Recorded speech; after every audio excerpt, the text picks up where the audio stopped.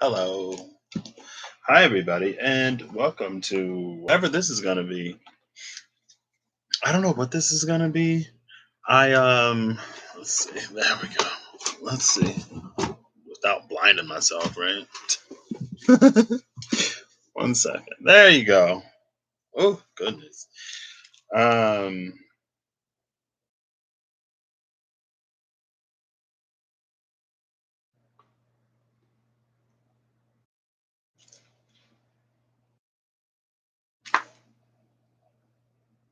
Train of thought. I don't know what this is. I want to talk a little bit about my dream last night. Dreams have been weird. They've been weird lately. And I'm not quite sure how to process the information, which I don't have to be sure of because things sort of reveal themselves ultimately at the end of the day. But I'm using the tea leaf fortune cards and the tarot apocalypsis because I guess I feel like reading a little bit today.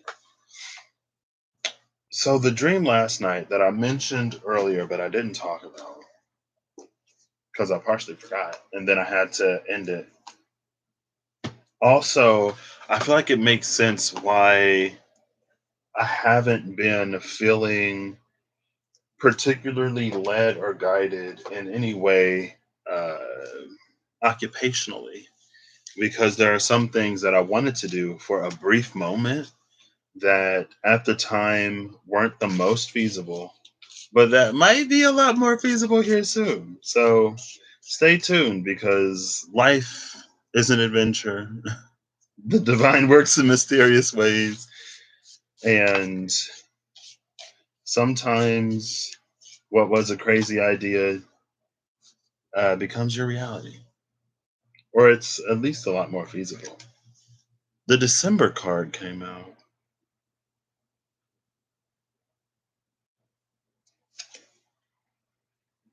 The card at the top of the deck is Pig. Beware of greed.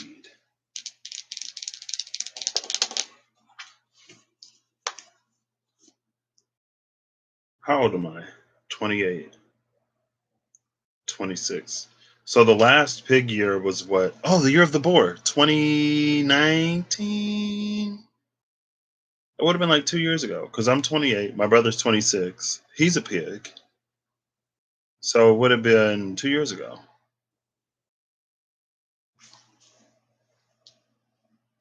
December of this time. 1 second.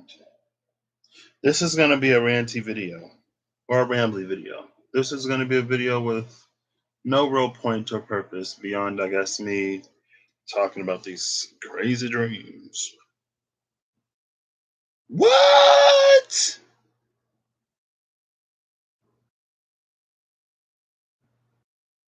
2019. Okay, yeah. I was like, excuse me? So this is December 2019. Beware of greed.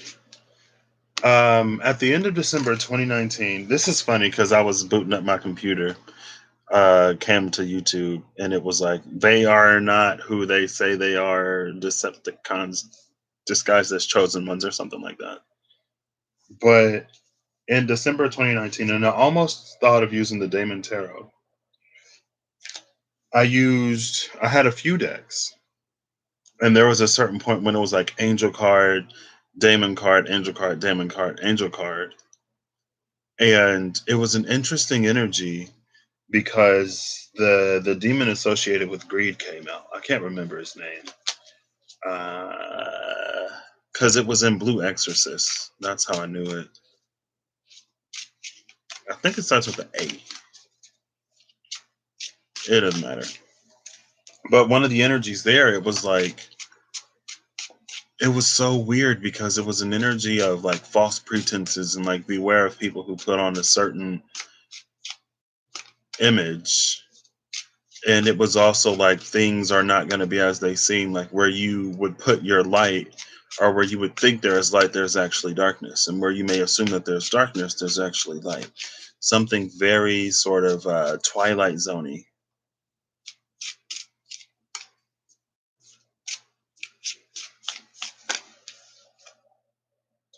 With the Princess of Swords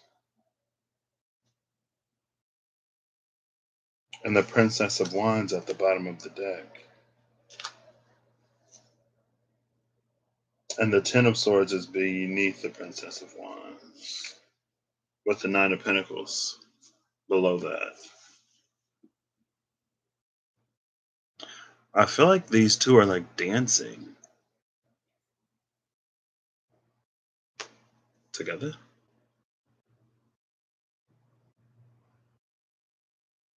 And both of them have bird imagery.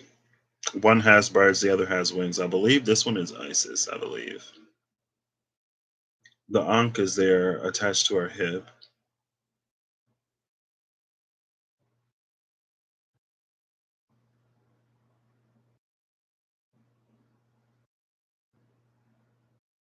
What's interesting? No, she is. She's holding the wand. So the Princess of Wands is holding the wand, but the Princess of Swords isn't. And again, she carries that like it feels like um here's a Valkyrie. It feels like she's it's not like birthright, but it feels like she's like, only a certain individual can pull the sword from the stone and the person is you. It feels like she's trying to give you a revelation of self, but it's one that I feel like we can't believe. And it also feels like one that maybe we're a little bit afraid of. And so we don't even try to pull the sword.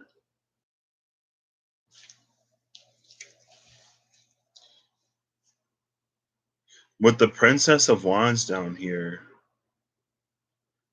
it feels like there is a certain recognition of oneself, but it feels like it can go even deeper with that, with the larger face in the background. Maybe a little bit of like a bigger fish in a smaller pond, and you don't want to move to a bigger pond to be smaller. I don't think it's necessarily that, but it reminds me of what came out around there.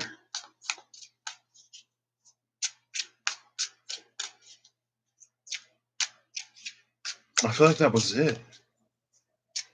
I feel like December Pig. That was. I feel like I knew it, and then I like forgot it as soon as I started talking about it.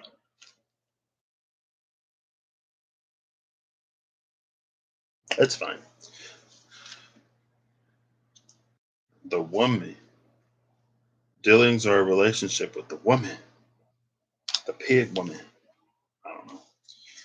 Okay, so in this dreams, I told y'all, or I talked about the dream that I had when I discovered I had the ability to protect, and why I retired from that dream. Interestingly enough, the person who I was talking to when I was retiring, she's been a recurring character in my dreams, and every time I've seen her, it's in the space of gifts, or in the space of abilities, or in the space of something like that.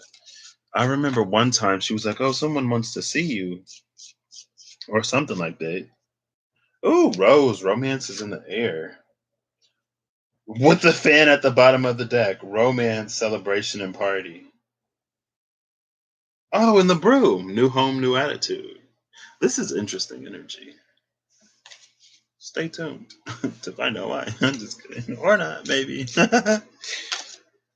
I do need to make sure that I'm packed up and ready to go tomorrow, though. Now the lion is with the fan. Lion is time to act. Fan is romance, celebration, and party. Bottom of the deck is the rose. In the wild unknown, the lion carries a rose in its mouth, and it's the strength card. I feel like that's an energy of us going for. December was greed, but it's coming in as an energy of seeking fulfillment with that romance and the time to act and the celebration. Anyway, so in the dream last night, it was like some training type of thing. So a little bit about dream space for me. So I've had a few dreams where I'm not necessarily lucid, but I'm conscious, I'm aware. And in that space, and it's typically tied to the space of a gift, ability, magic, power, something like that, right? And so in the beginning, oh, because last night I had the dream.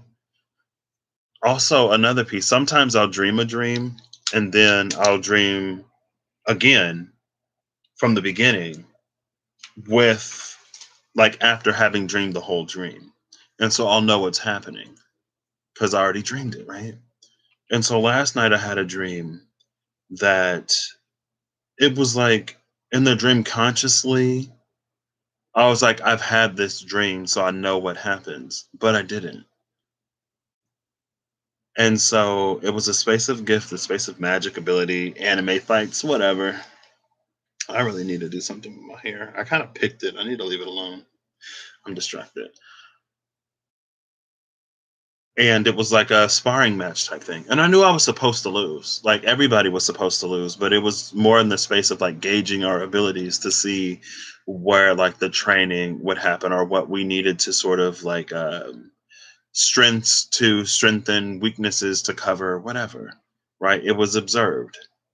And so I it was in pairs against the one like instructor or whatever. And I feel like everything that I've ever seen about magic was like in my brain.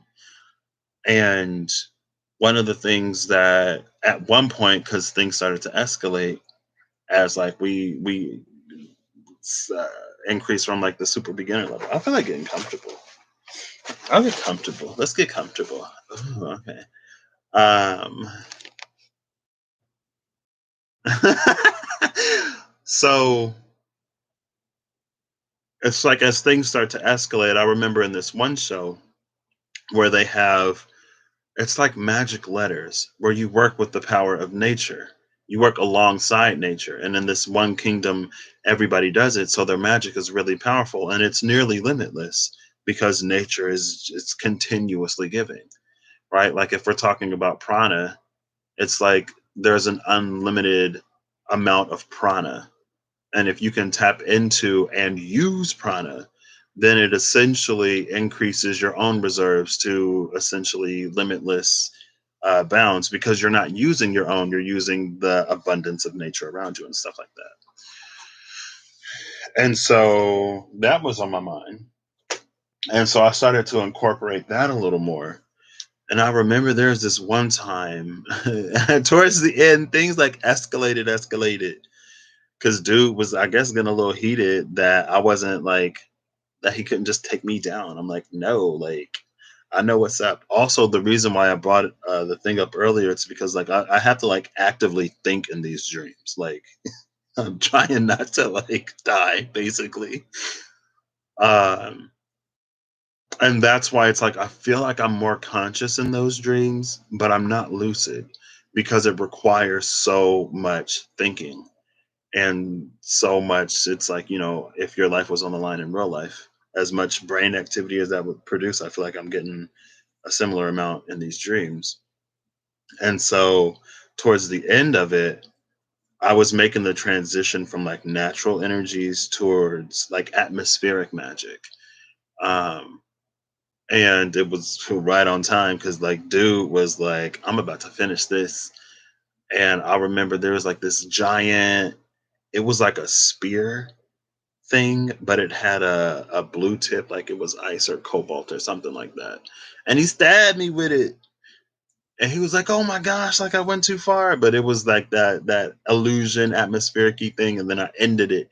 And I was like, "Hey, let's go," because he was caught off guard. Um, and I didn't expect to actually win. I knew that I was supposed to lose, but I was like, I have a little bit of knowledge, and my brain was just like do do do do do do do. So I ended up pulling it together. And then we went on the training thing, and I was like, I guess I'll still go. Um, And it was all fine, but towards the end, it was like I remember there was this body of water and I was manipulating the currents in the water to like put the stuff in the water to sleep or something to give us safe passage as we go across. Cause it was like if you go in here, like things are super aggressive.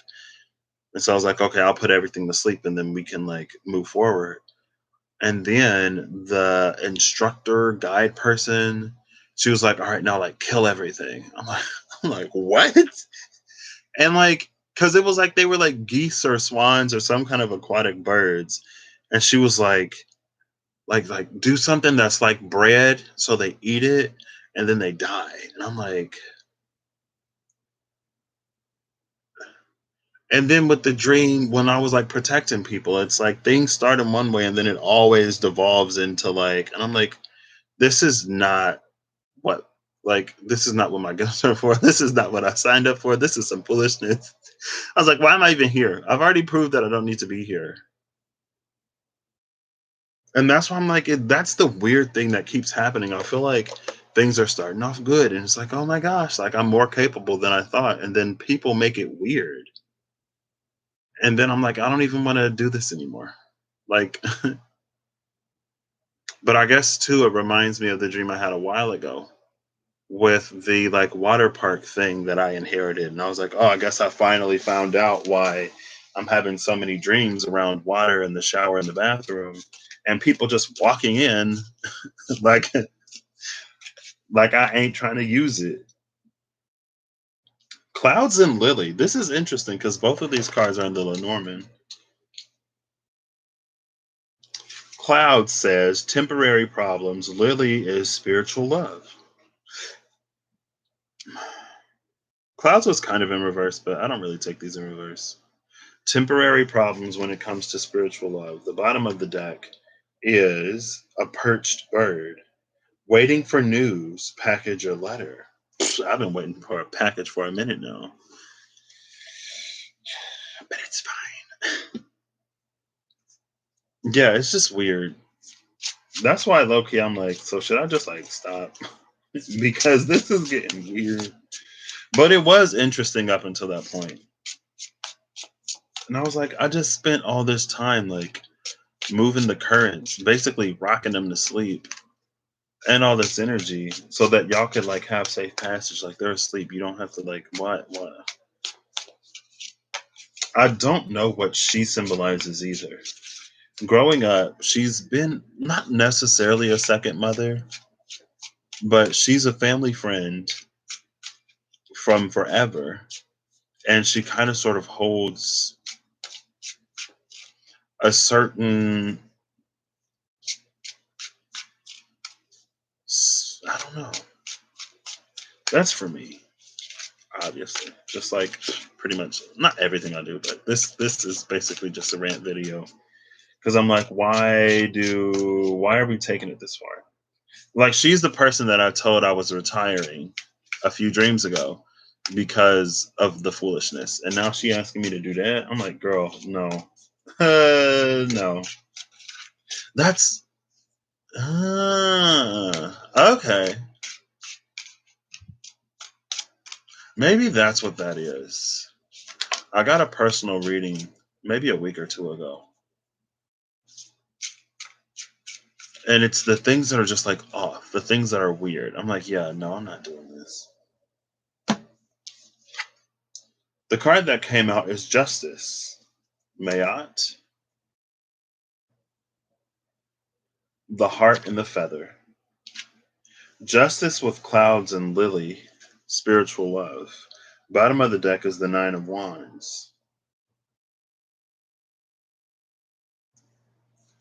Under that is the Queen of Cups.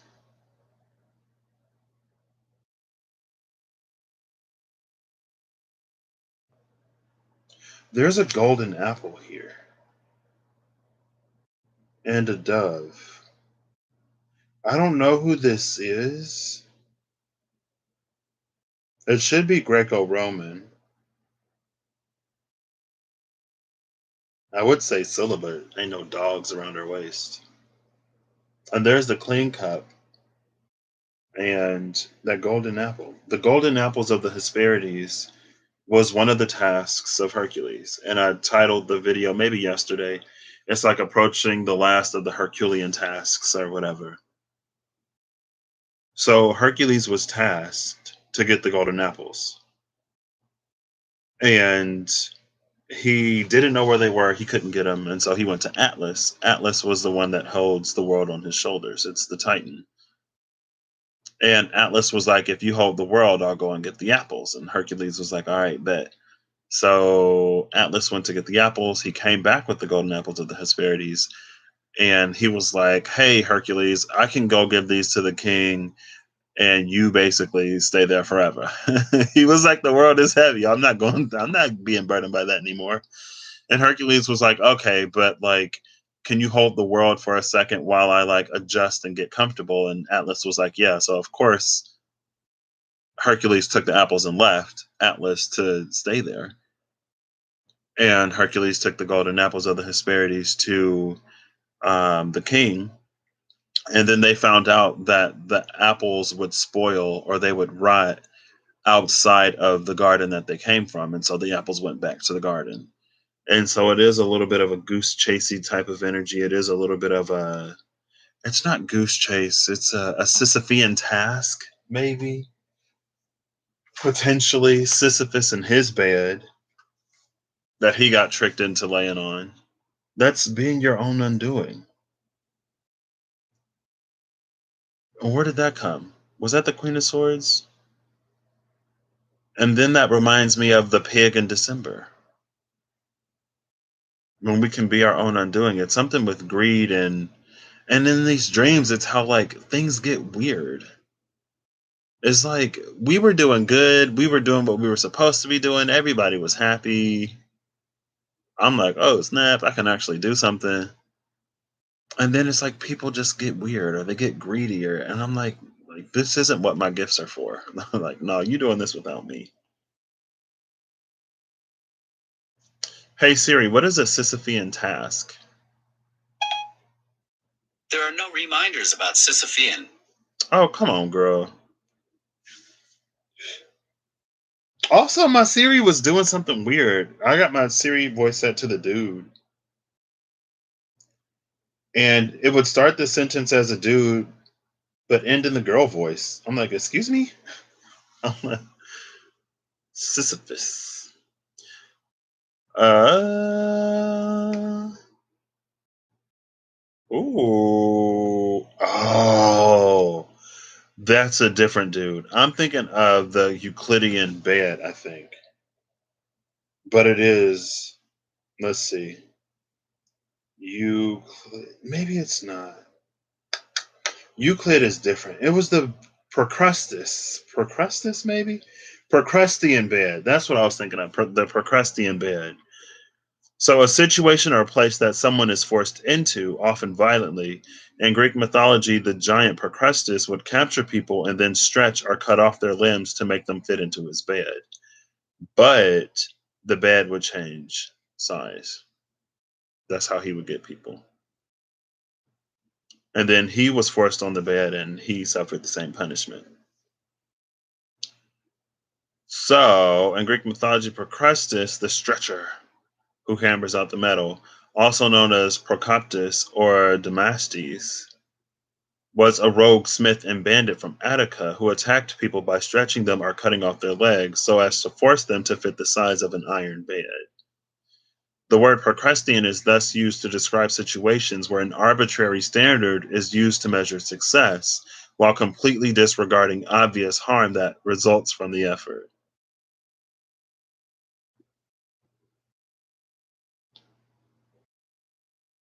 Theseus.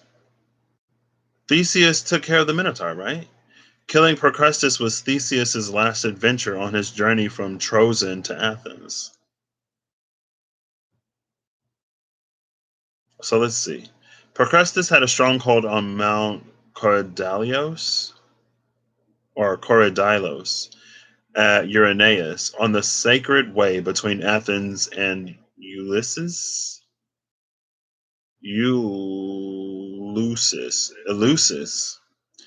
There he had a bed in which he invited every passerby to spend the night, and where he set to work on them was his smith's hammer to stretch them to fit. In later tellings, if the guest proved too tall, Procrustes would amputate the excess length. No one ever fitted the bed exactly. Procrustes continued his reign of terror until he was captured by Theseus, traveling to Athens along the sacred way, who fitted Procrustes to his own bed.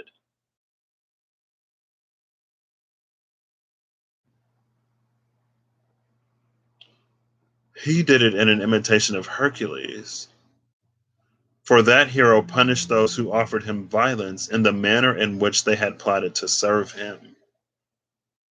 So that ties back to the Hercules to the tasks. I also want to grab this deck.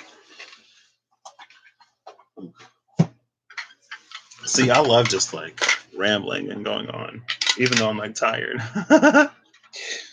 We're just gonna take this train all the way 5 stations from now. The reason why I'm grabbing this deck is because that Procrustean bed reminds me of the card, the inn that welcomes weary travelers, and a hot tub that soaks away all of one's worries in a sly grin. I will still look at the Sisyphean task because it's a bit Procrustean, it's a bit Sisyphean, but I do want to get like one of these. Ooh, that's okay.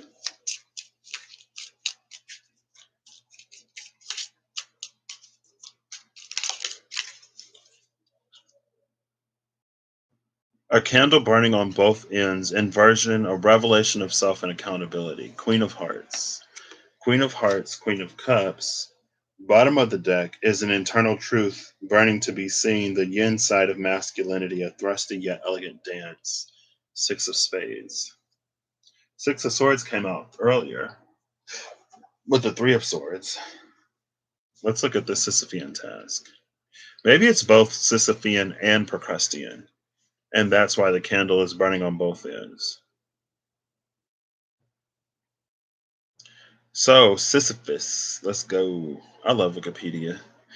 In Greek mythology, Sisyphus, or Sisyphos, was the founder and king of Ephyra, now known as Corinth. He was punished for cheating death twice by being forced to roll an immense boulder up a hill only for it to roll down every time it neared the top, repeating this action for eternity.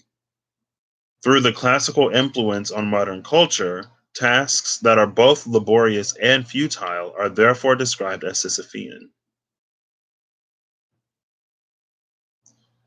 Let's see. How did he? Okay. Ooh. Sisyphus was Salmonius, his brother. Oh gosh. Sisyphus was the founder and first king of Ephyra, supposedly the original name of Corinth. King Sisyphus promoted navigation and commerce, but was avaricious and deceitful. See that avariciousness? That's the greed. He also killed guests to his palace and travelers, a violation of Xenia, which fell under Zeus's domain, thus angering the god. He took pleasure in these killings because they allowed him to maintain his iron fisted rule. Sisyphus and his brother Salmonius were known to hate each other, and Sisyphus consulted the Oracle of Delphi on just how to kill Salmonius without incurring any severe consequences for himself. From Homer onward, Sisyphus was famed as the craftiest of men. He seduced Salmonius's daughter, Tyro, in one of his plots to kill Salmonius, only for Tyro to slay the children she bore him when she discovered that Sisyphus was planning on using them to eventually dethrone her father. Sisyphus betrayed one of Zeus's secrets by revealing the whereabouts of the Aesopid Aegina to her father, the river god Aesopus, in return for causing a spring to flow on the Corinthian Acropolis. Zeus then ordered Thanatos to chain Sisyphus in Tartarus. Sisyphus was curious as to why Charon, whose job it was to guide souls to the underworld, had not appeared on this occasion. Sisyphus slyly asked Thanatos to demonstrate how the chains worked. As Thanatos was granting him his wish, Sisyphus seized the opportunity and trapped Thanatos in the chains instead. Once Thanatos was bound by the strong chains, no one died on Earth. This caused an uproar, and Ares, annoyed that his battles had lost their fun because his opponents would not die, intervened. The exasperated Ares freed Thanatos and turned Sisyphus over to him. In another version, Hades was sent to chain Sisyphus and was chained himself. As long as Hades was tied up, nobody could die. Because of this, sacrifices could not be made to the gods, and those that were old and sick were suffering. The gods finally threatened to make life so miserable for Sisyphus that he would wish he were dead. He then had no choice but to release Hades. Before Sisyphus died, he had told his wife to throw his naked body into the middle of the public square, purportedly as a test of his wife's love for him. This caused Sisyphus to end up on the shores of the river Styx. Then, complaining to Persephone, goddess of the underworld, that this was a sign of his wife's disrespect for him, Sisyphus persuaded her to allow him to return to the upper world. Once back in Ephyra, the spirit of Sisyphus scolded his wife for not burying his body and giving it a proper funeral as a loving wife should. When Sisyphus refused to return to the underworld, he was forcibly dragged back there by Hermes. Insert Mercury doing what? I know Hermes did anything. In another version of the myth, Persephone was tricked by Sisyphus that he had been conducted to Tartarus by mistake, so she had ordered that he be released. In Philoctetes by Sophocles, there is a reference to the father of Odysseus, rumored to have been Sisyphus and not Laertes, whom we know as the father in the Odyssey. Upon having returned from the dead, Euripides and Cyclops also identify Sisyphus as Odysseus' father. As a punishment for his trickery, Hades made Sisyphus roll a huge boulder endlessly up a steep hill. The maddening nature of the punishment was reserved for Sisyphus due to his hubristic belief that his cleverness surpassed that of Zeus himself. Hades accordingly displayed his own cleverness by enchanting the boulder into rolling away from Sisyphus before he reached the top, which ended up consigning Sisyphus to an eternity of useless efforts and unending frustration. Thus it came to pass that pointless or interminable activities are sometimes described as Sisyphean. Sisyphus was a common subject for ancient writers and was depicted by the painter Polygnotus on the walls of the Laish at Delphi. I don't know if I pronounce a lot of those words right.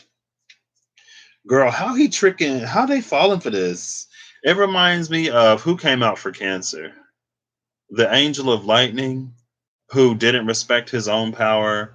And it was like this was the first piece of undeniable proof that the Watchers were neither complete in their wisdom or immortality. Because it's like, man, how he do all that? He manipulative. But I don't know why I'm getting all of that from this Queen of Cups. The Four of Cups is behind her. BT dubs. I'll read the Queen of Cups because I'm feeling like reading today. There's the Queen of Pentacles. There's the King of Cups, which is looking like Apollo, maybe?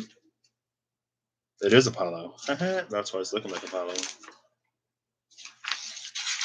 The Queen of Cups is Aphrodite, goddess of love, beauty, and emotion. Girl, how did I not guess Aphrodite? She's literally coming out of the sea. Aphrodite was born of sea foam. When Zeus castrated Cronus and threw his bits into the water, she came from the sea foam.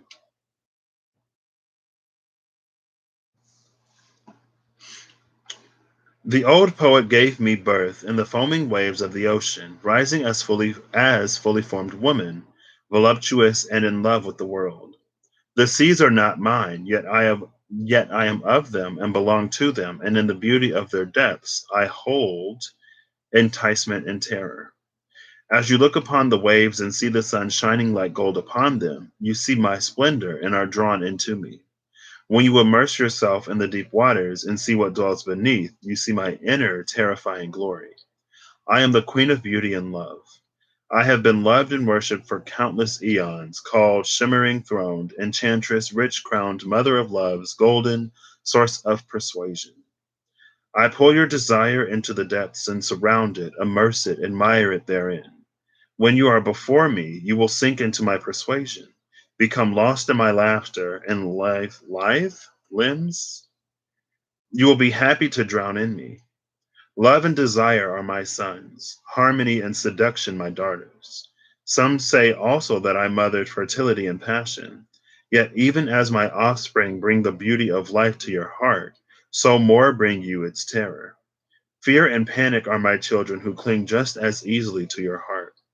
These are my acts in the world, and you will know me better through them. Love me, you who behold me, and you will be surrounded with beauty, immersed and lost in your heart and all its yearnings. Let the fear of drowning pass through you. When you let go and let the waves carry you, you may come to bliss in the sweetness of my embrace. Yeah, so she's giving full on siren in this deck. She's giving full on siren. And it's interesting because like the greed came out earlier.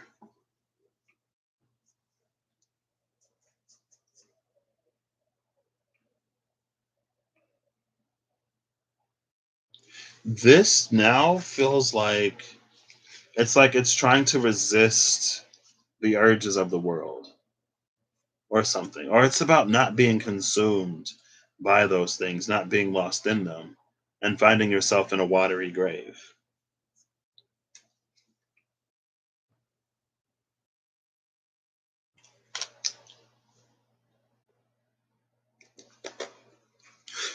A candle burning on both ends, inversion, a revelation of self and accountability. I just want like one more of these, please. I don't know why one of these. Oh, that's way too much. There we go. And there's a card face down. Two of Diamonds, a forest uprising, an ancient word that stirs ancient things to life, whispered. And then face down is the Ace of Diamonds. Chain links, a divine codex, an arrow that pierces the heavens and breaks the clouds. An arrow that pierces the heavens and breaks the clouds. And here's the clouds right here.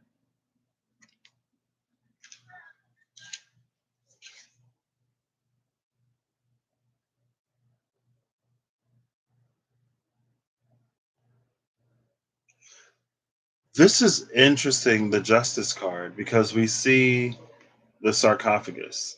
So it's implied that there's a dead body in there. It also makes sense because after you die, that's when you're judged, right?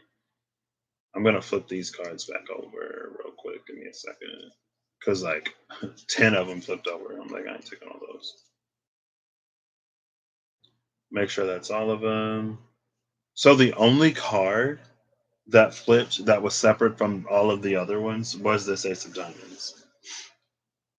But it feels like it's judging kings, and I feel like I talked about a birthright today.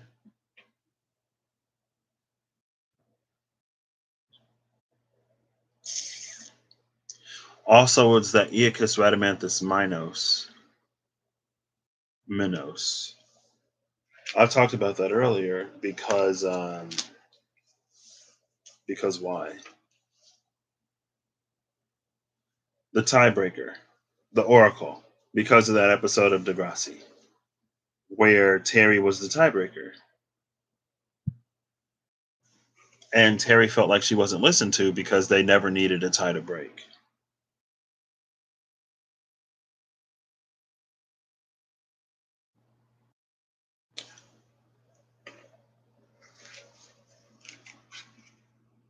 This is interesting because of an ancient word that stirs ancient things to life, whispered.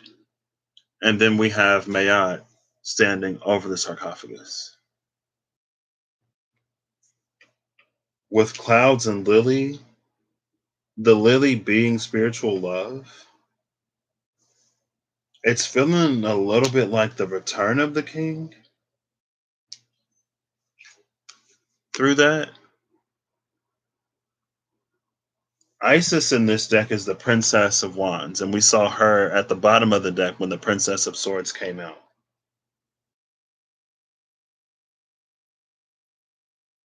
So it's like the Princess of Swords is trying to give you the weapon. The Princess of Wands is trying to give you the spirit, trying to get you to remember.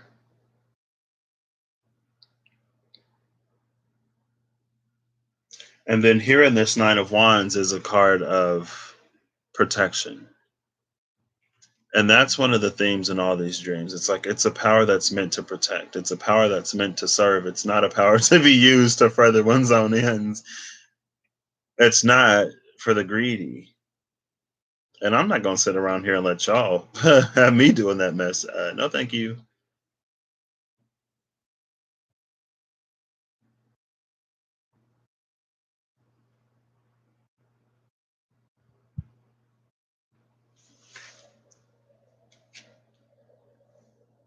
I have this other deck, this other half. The half that had the rose that kept coming out. There's something about it, feels like a mother's love. Oh, Eagle just came out right on top of Clouds. Clouds is temporary problems. Eagle is triumph over troubles and obstacles. Eagles also, they fly up there, so they have the bird's eye view. But what's coming out over the lily? The wreath. Sorrow. The rose is at the bottom again. Sorrow over a loss.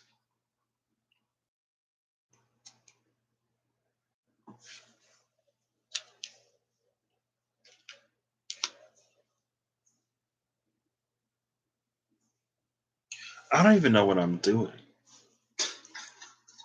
There's no real there's no real point.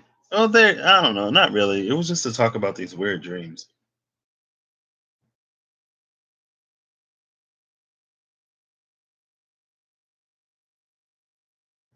It feels like this should go here. The ancient word goes with Mayat over the king. An ancient word that stirs ancient things to life spoke or whispered. She's gonna whisper that and arouse this. And it's the energy of justice. And so that's the wreath in spiritual love. But then that's coming out as Isis and how she returned Osiris to life. Also, I was watching somebody yesterday at some point, and they were talking about Aset maybe, and how Isis and Aset are the same person. I don't know who. I can't remember. I honestly can't remember who was talking about it.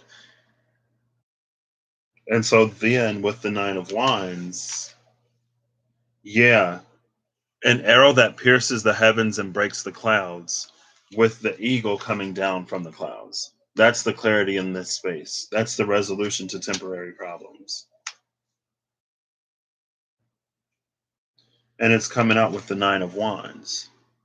This is a Sagittarian card, second decan of Sagittarius.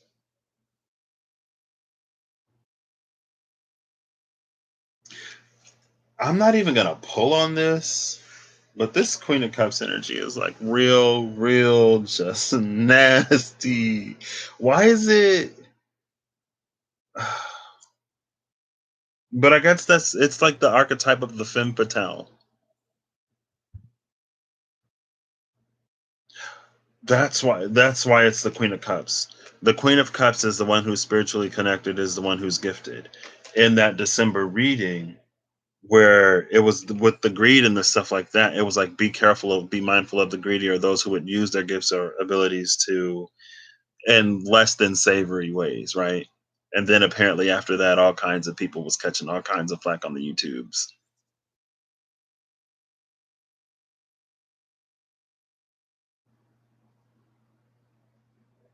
And it's this golden apple. That's Eris's apple. Hey Eve. The topic tonight is I have absolutely no clue. It's weird and it's nasty. But so far, I guess it's about ego, spiritual ego, not necessarily spiritual ego. It's about ego in the space of gifts and how when we come into a furthering and an expansion of those gifts as we become more and more powerful, how it's all the more important for us to make sure that we're doing the right things for the right reason and that we're not being swayed and guided by people to or ourselves to utilize those gifts in ways that would betray sort of the purpose that they were given.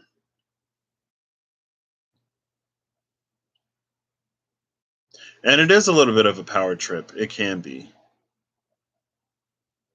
But that I feel like that's Eris's apple. That's the apple that Eris threw into the room because she wasn't invited to the party that said for the fairest of goddesses. And then Aphrodite, who else would have been in there?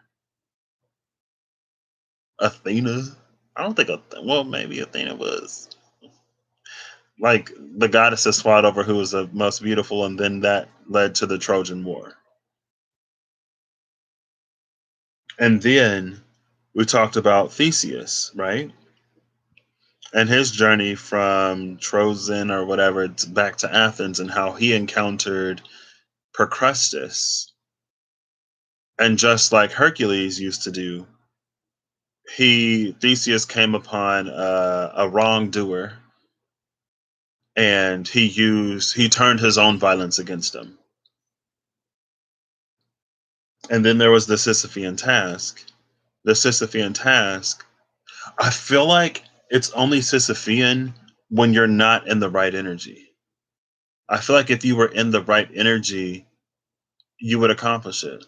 It's something about like ego gates. It feels like there are ego gates when it comes to certain realms of ability, or when it comes to the evolution or development or the further development of certain abilities.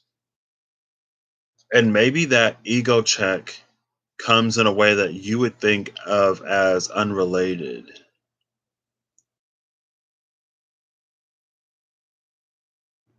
And then maybe that's why things sort of start to slow down.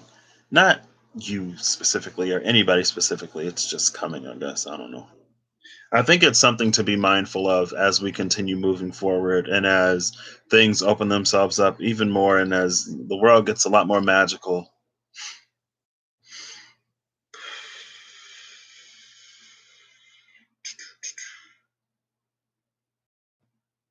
Okay. I feel like this needs something else. The Whispers of Lord Ganesha. Let's go for it. Let's go for it. I feel like we can use some wisdom here.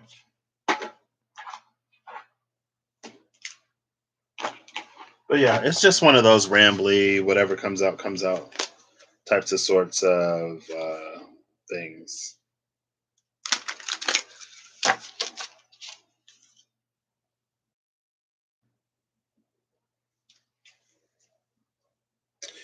It does, though. It feels like this balancing and measuring is happening before the word is spoken. If the heart is lighter than the feather, then the word is spoken and this king is returned to life. It reminds me, I was watching, because I'm watching Yu-Gi-Oh! Agamemnon came up recently in an automatic writing the other day. Speaking of Trojan War, I wonder what your take on Agamemnon is. Agamemnon reminds me of it was the story with the white mouse. Letters to, I don't know. There was a story with the white mouse and it died. And I think it was like a lab mouse. And I read it in like the sixth grade. I don't think the mouse was named Agamemnon, so I don't know why Agamemnon makes me think of that. But let's see. I'll see. Let's get into it. What was that? Algernon. It was letters to Algernon, I think. Letters to Algernon or something like that.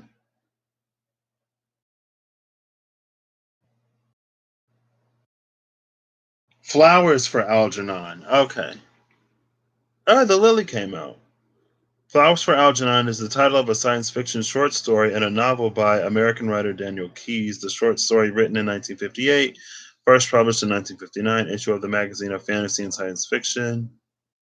Okay, well. So give me one moment, because this is Algernon, not Agamemnon. I've done like so much Greco Roman things. I can't remember. Was Agamemnon the king of Troy? I'll look it up after I see what this is real quick.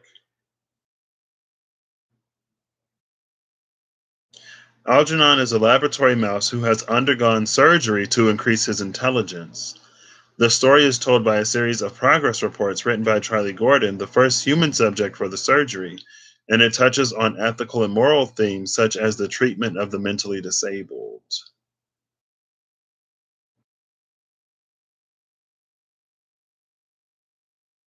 Mm.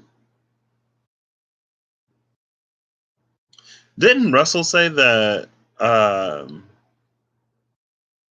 Elon Musk put like a chip in the brain of a monkey or something?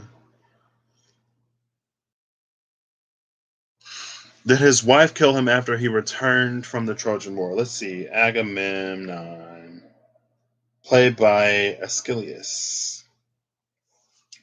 Not the play. Let's see. Electra was his daughter. Wait. So in Greek mythology, Agamemnon, the son or grandson of King Atreus and Queen Arope, brother of Menelaus, okay, husband of Clytemnestra. Yeah, see, Menelaus, Clytemnestra, Agamemnon. Like all of these names are familiar, but I don't remember. Father of Iphigenia, Electra, or Laodike, Orestes, and Chrysothemis. Legends make him the king of Mycenae or Argus, thought to be different names for the same area. When Menelaus' wife Helen was taken to Troy by Paris, Agamemnon commanded the united Greek armed forces in the ensuing Trojan War. So Agamemnon was Menelaus' wife, and Menelaus was no, Helen was Menelaus' wife. Agamemnon was Menelaus' brother. Okay. Upon Agamemnon's return from Troy, he was killed, according to the oldest surviving account, by Aegisthus, the lover of his wife Clytemnestra. In old versions of the story, the scene of the murder, when it is specified, is usually the house of Aegisthus, who has not taken up residence in Agamemnon's palace, and it involves an ambush and the death of Agamemnon's followers as well.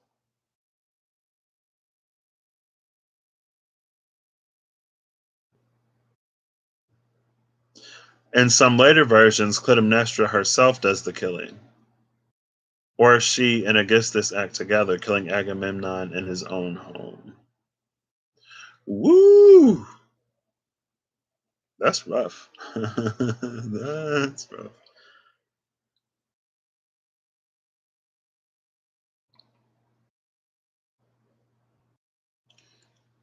So after a stormy voyage, Agamemnon and Cassandra was the prophetess who was blessed by Apollo with prophecy and then cursed by Apollo that nobody would believe her.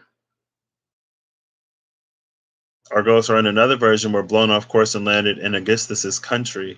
Clytemnestra, Agamemnon's wife, had taken Aegisthus, son of Thetis, Thistes, as a lover.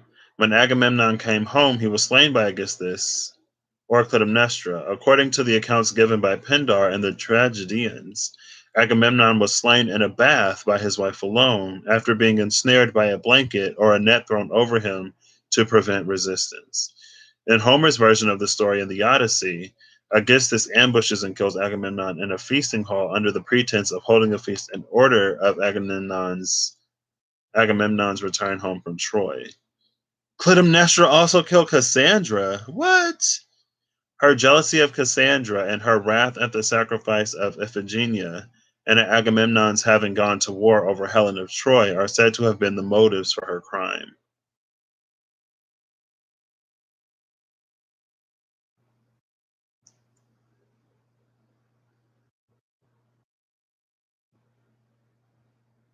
See, and then this is like one person murdering somebody else and then getting revenge on somebody else.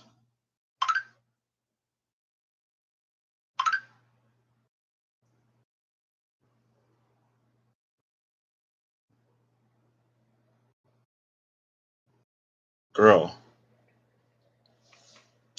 Yeah. I don't know if she was like, oh, like you're going to war for Helen, but you love Helen.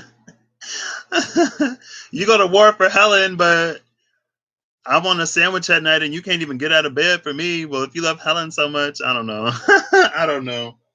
What?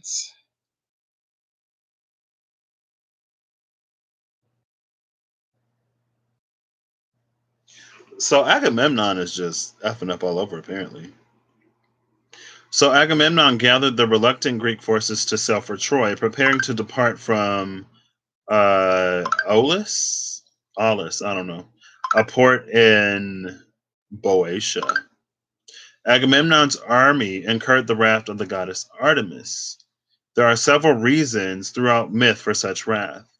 In Aeschylus's play Agamemnon, Artemis is angry for the young men who will die at Troy, whereas in Sophocles' Electra, Agamemnon has slain an animal sacred to Artemis and subsequently boasted that he was Artemis's equal in hunting. Misfortunes, including a plague and a lack of wind, prevented the army from sailing.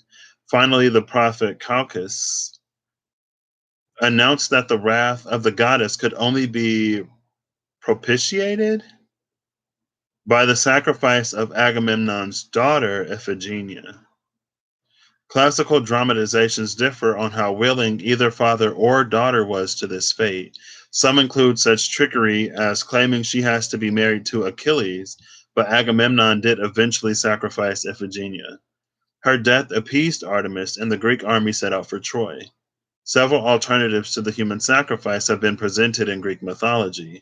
Other sources, such as Iphigenia et Aulis, say that Agamemnon was prepared to kill his daughter, but that Artemis accepted a deer in her place and whisked her away to Tauris in the Crimean Peninsula.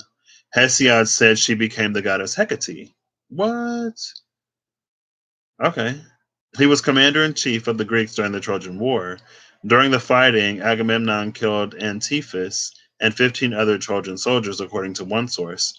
But in the Iliad itself, he's shown to slaughter hundreds more in Book 11 during his Aristeia, loosely translated to Day of Glory, which is most similar to Achilles' Aristeia in Book 21.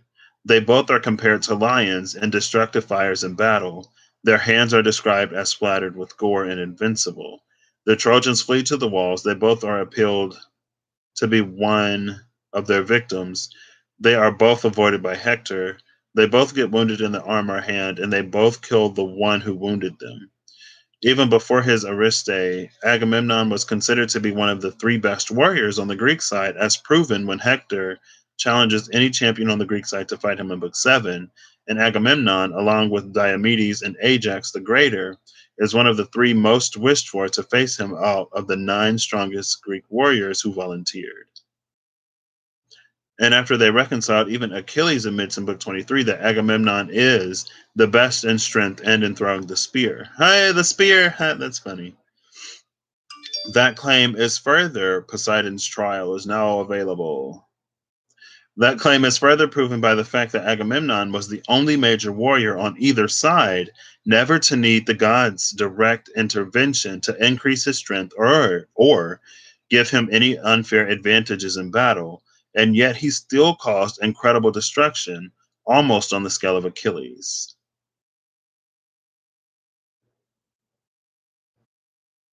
So that whole potentially, maybe she was upset about the daughter, but she had already taken a new lover. And I don't know if she would have known about the daughter because she was at home and that was on the way to Troy, but maybe she found out.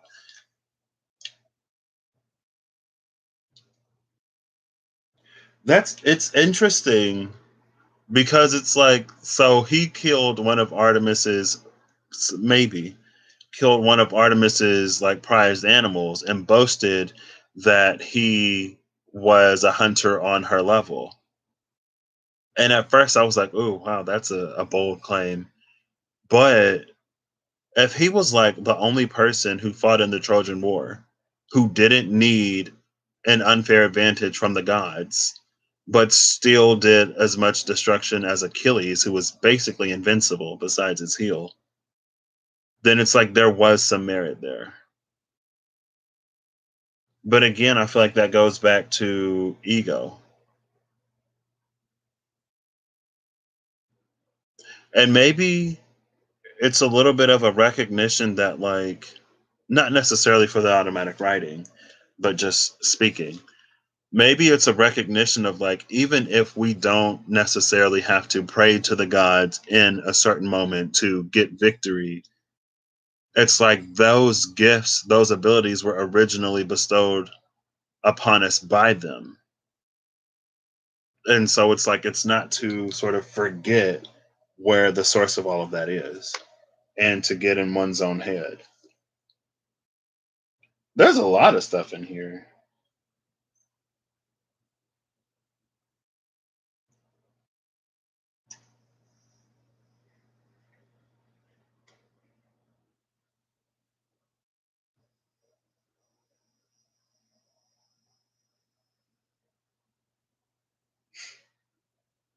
Where did Cassandra come from, though?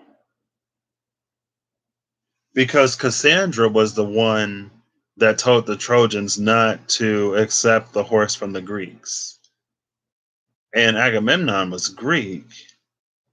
So I'm assuming Cassandra was Trojan. So after the capture of Troy, Cassandra, the doomed prophetess and daughter of Priam, fell to Agamemnon's lot in the distribution of the prizes of war. So that's how Cassandra ended up with Agamemnon. She was a prize of war. But Clytemnestra ends up killing Cassandra.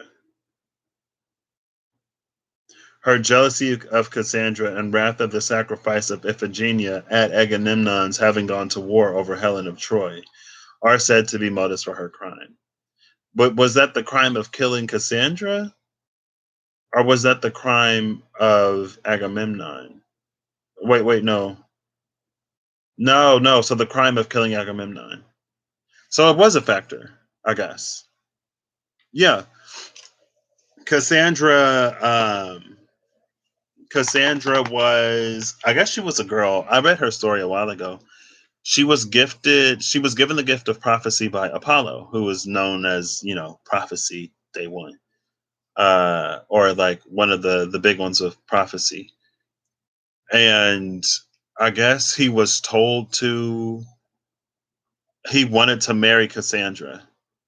Now, it's sort of unclear on whether she had agreed to marry him and then was given the gift of prophecy and decided that she didn't want to marry him, or if he gave it to her to impress her, expecting marriage. But either way, she was given the gift of prophecy by Apollo. She didn't marry Apollo. And since Apollo couldn't take the gift back, he cursed her that nobody would listen to her. So that's how that happened.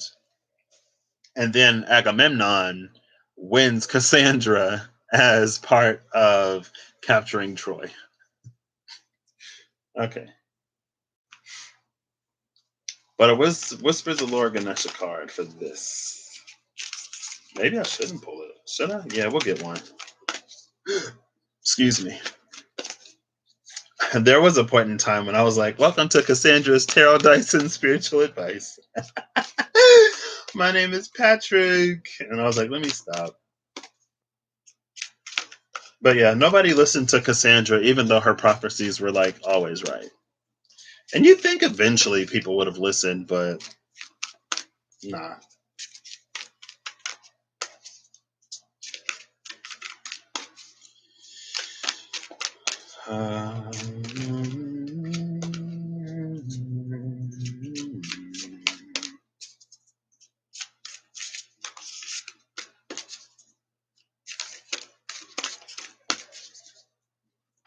There we go. Ooh, number 44, Blessings. This came out on top of Justice. Bottom of the deck is Priorities. I feel like that's it. If you have your priorities straight, you'll get blessings. And that's the priorities over the ego. Under priorities is enlightenment. So yeah, I like that. I like that. Blessings from Justice.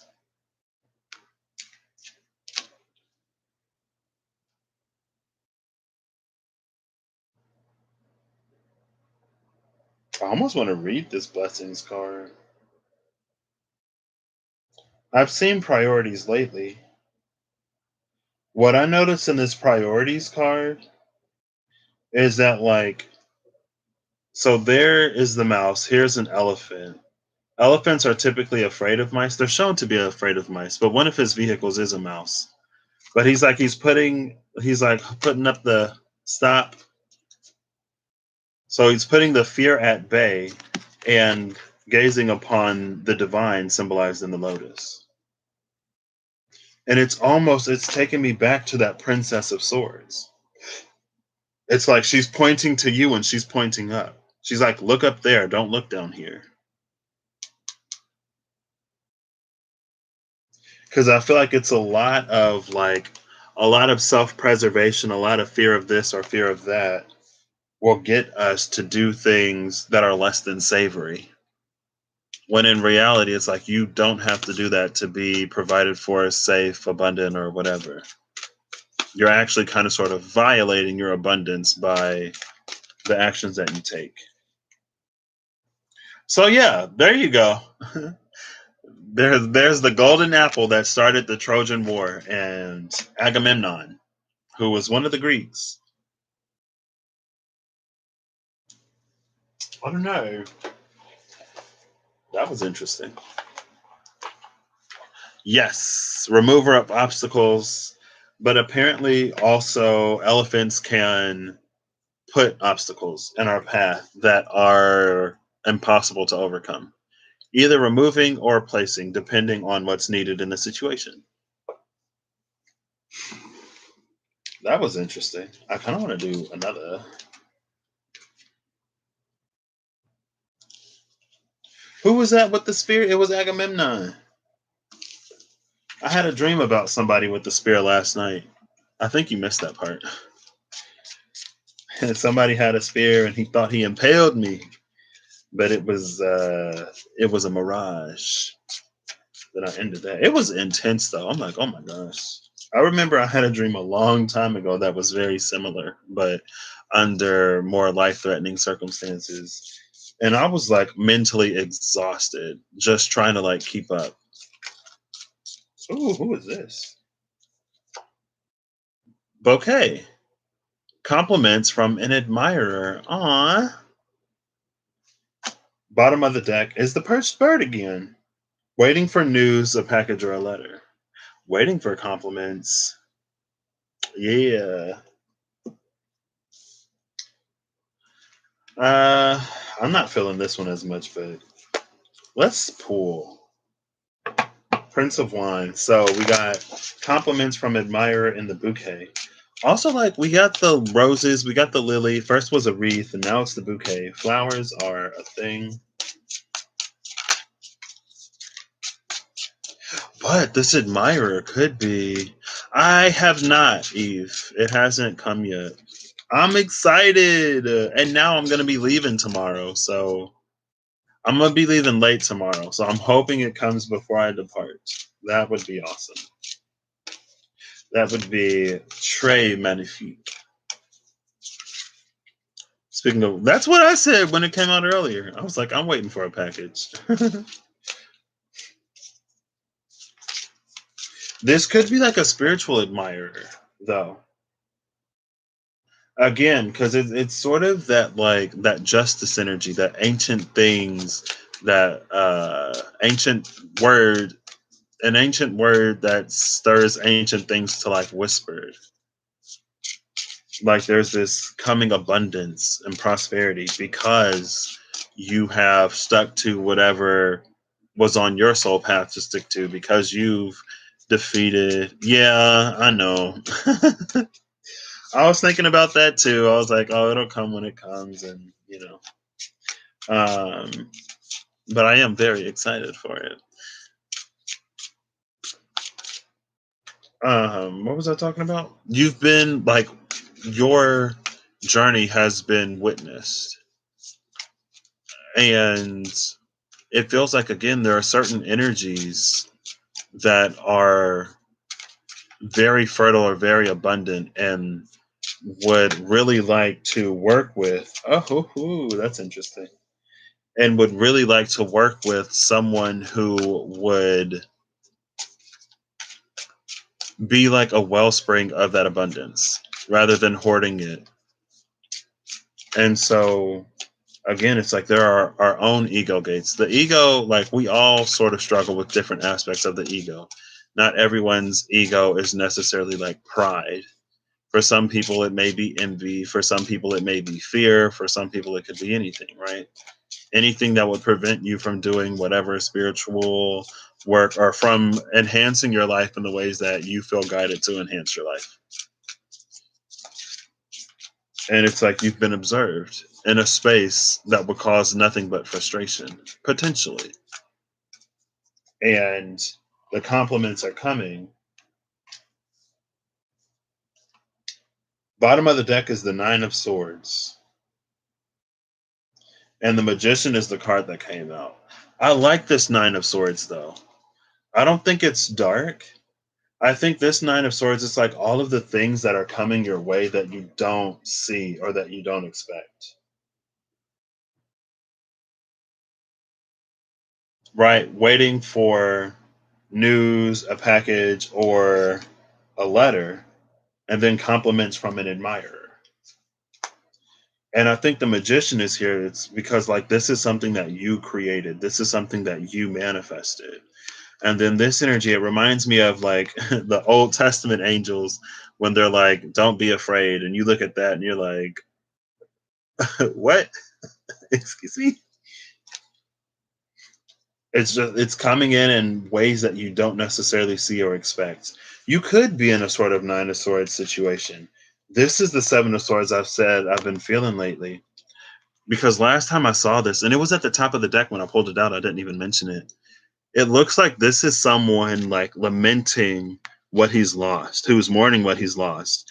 This is somebody coming to return even more.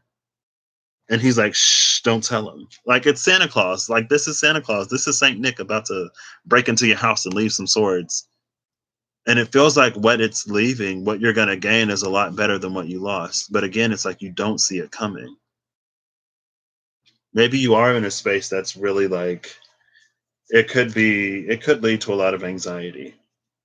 Also, this eclipse is up here, and I kept seeing the karma card in the Witch's Tarot. Ego is shadow in the mental body.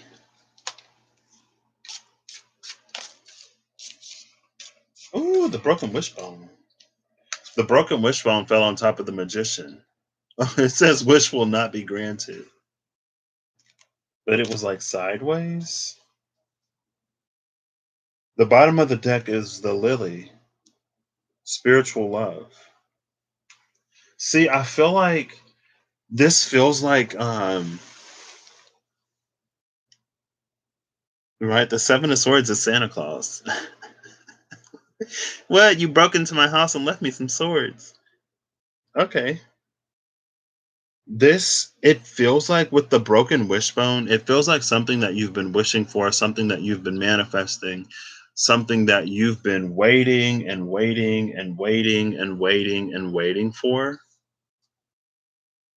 And it feels like anyone else in your situation would have, like, their faith would have shaken, their trust and belief would have been lost. They would have turned cynical and nasty and dark in whatever way. The ego would have really played up. But I feel like maybe that was a temptation, but it feels like you never did it. It feels very like Jobian. It feels like Job. Yeah, not granted yet. And it feels like because you held true when it was a no, you're going to get an even bigger yes.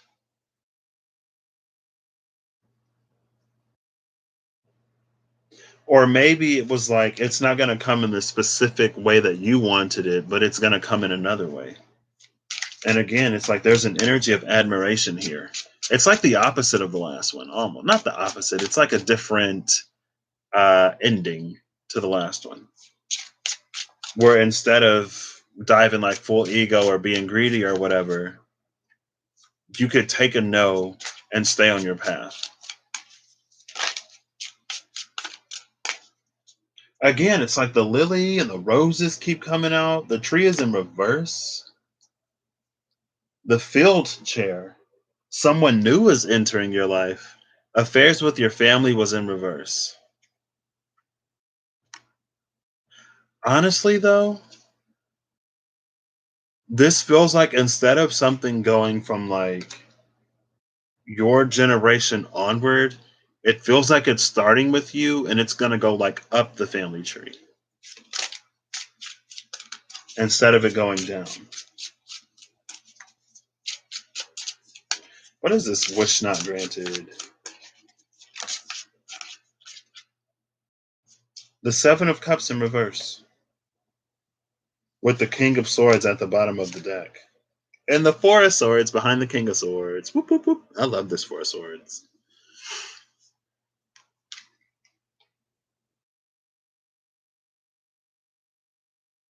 And look, there's the spear or the javelin. There are the shields. There's a certain, it's like you stood your ground. You face the ego. It's like those ego gates that prevent us from moving into the final or from proceeding into a further cloister of secrets. Cloister is the word I want, right? I love Siri. Hey Siri, define cloister. As a noun, it means a covered walk in a convent, monastery, college, or cathedral, typically with a wall on one side and a colonnade open to a quadrangle on the other. Yeah. Do you want to hear the remaining one? No, thank you. It feels like there was a certain like cloister or a certain part of the temple that was sort of off limits. And it's because you went through the Seven of Cups in reverse. Maybe the Seven of Cups in reverse, it's like no matter what you tried, nothing ever seemed to work. But again, you weren't made bitter because of it. Even if there were moments and times where you're like, okay, so like I'm gonna need something. It feels like because you could abstain in those times, you're gonna be rewarded something much greater. And again, it's like it's this much greater than you asked for, and like when you least expect it, almost. And that's the thing about the King of Swords, though. I feel like the King of Swords would know. Maybe it was like it's not an accident. Like you didn't accidentally keep your faith and integrity in this phase. Like you did it knowing that eventually it would come to fruition. And so it's like every time it didn't work out, it's like, okay, this is another cup that's not it. This isn't it. That's not it. Like I'm not worried because I know that one of these eventually is going to be my turn. Now the eclipse isn't until May 26th. And I know Russ did a reading with the eclipse tunnel today, Treasures from Neptune. But this is feeling like maybe at some point, it's like while you were waiting for this, you had to face these shadows and still maintain your purity. And so it's like, see, but the big shadow is holding the ninth sword. It's an eight of swords that's pinning the smaller one. Like if you look, it's like her head is in between the blades. And then this one is coming in with the ace. I feel like this is the one that you don't expect to necessarily set you free. That's the one that used to trap you. A candle burning on both ends, of course, at the bottom of the deck again.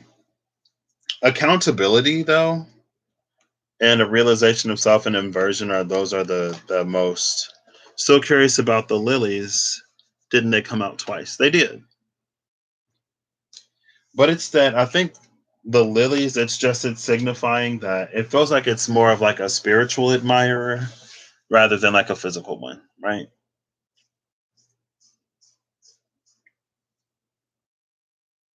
But it feels like there were shadows inside of yourself that you had to face in the period of waiting to do it as you've done it.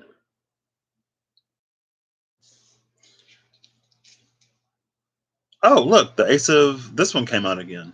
Chain links, a divine codex, an arrow that pierces the heavens and breaks the clouds. It feels like there's like a really sincere prayer or something like that. And again, it's like it's reminding me of this magician because it's like the magician. Oh, look, they're both in white. But it's like the magician is doing his work on earth, and then the angel descends to meet him.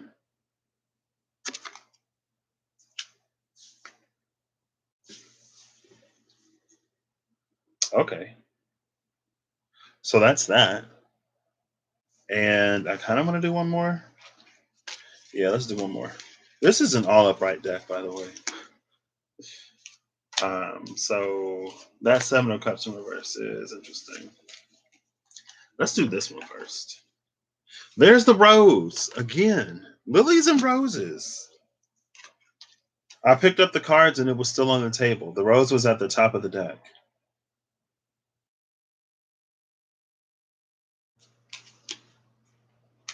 Love is in the air.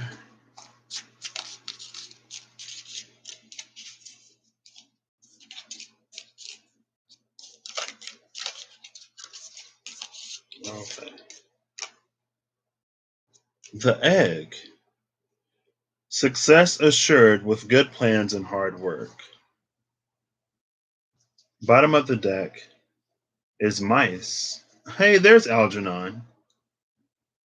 Discord among friends or family. With success being assured with planning and hard work. That feels like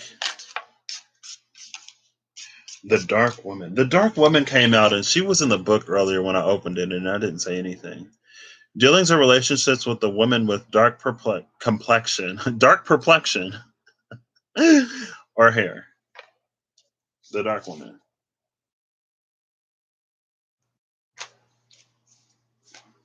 It feels like there are some things, it's like maybe petty arguments or not seeing eye to eye with that which is close to you, but it's like bringing love to the situation anyway and how that'll pay off. Okay. Anything about this Dark Woman though? Hello? Oh gosh, no, no. Oh, this is a lot. This is a lot. Cards went on the floor.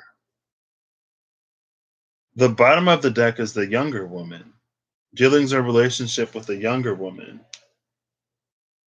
There's the younger woman.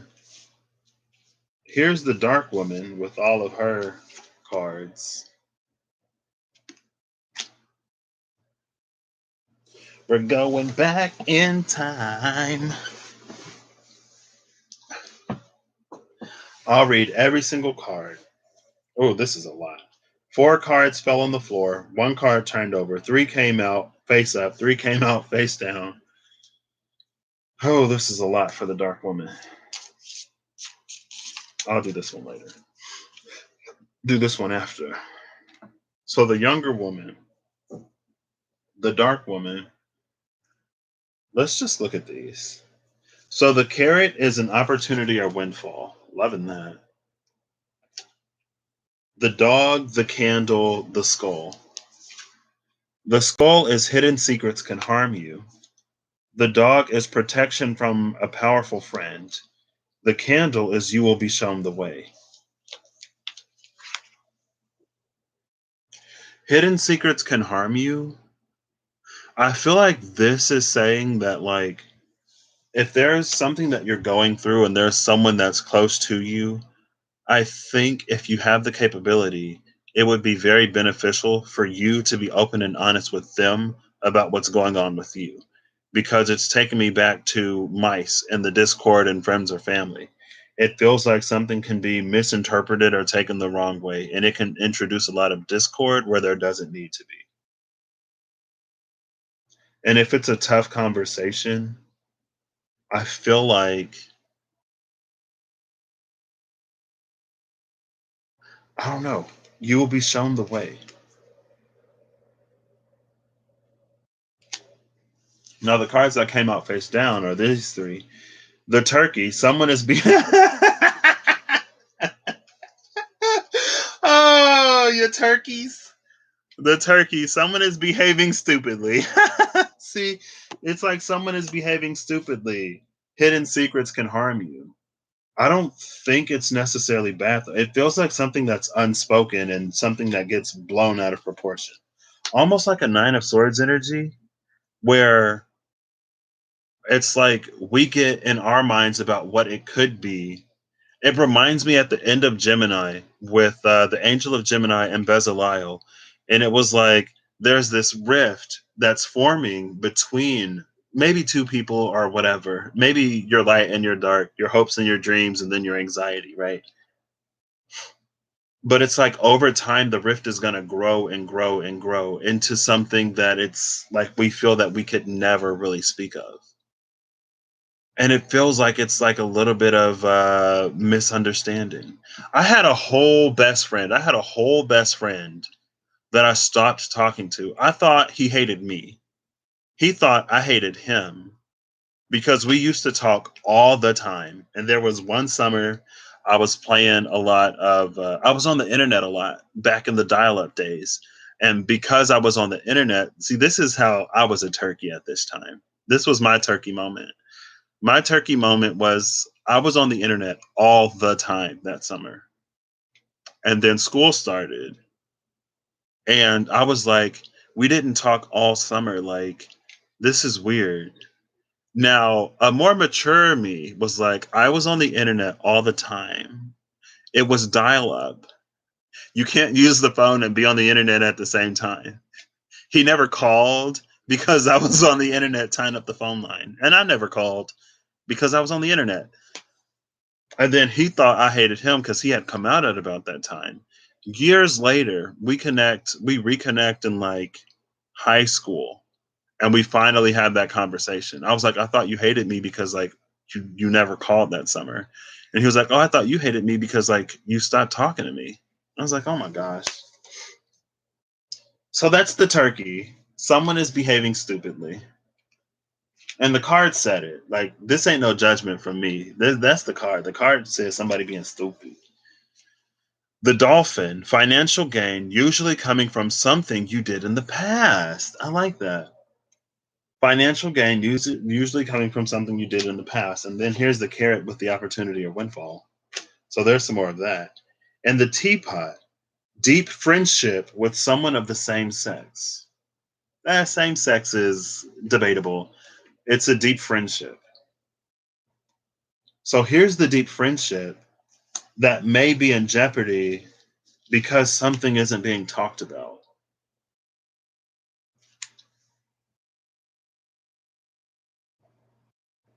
And maybe this powerful friend, maybe this is a little bit more spiritual in nature. With the younger woman and the dark woman, it feels like maybe that would be your Bitcoin dolphin, dolphin coin. It feels like maybe one is a little more mature than the other one. Maybe there was somewhere, some instance where Inkpot, oh, look at this. Oh, I love up and more flowers. Love this. Okay. So maybe there was a disagreement. Maybe someone thinks that someone's a little immature, and then somebody else thinks someone else is like a know-it-all or something. I don't. Whatever the disagreement between the dark woman and the younger woman,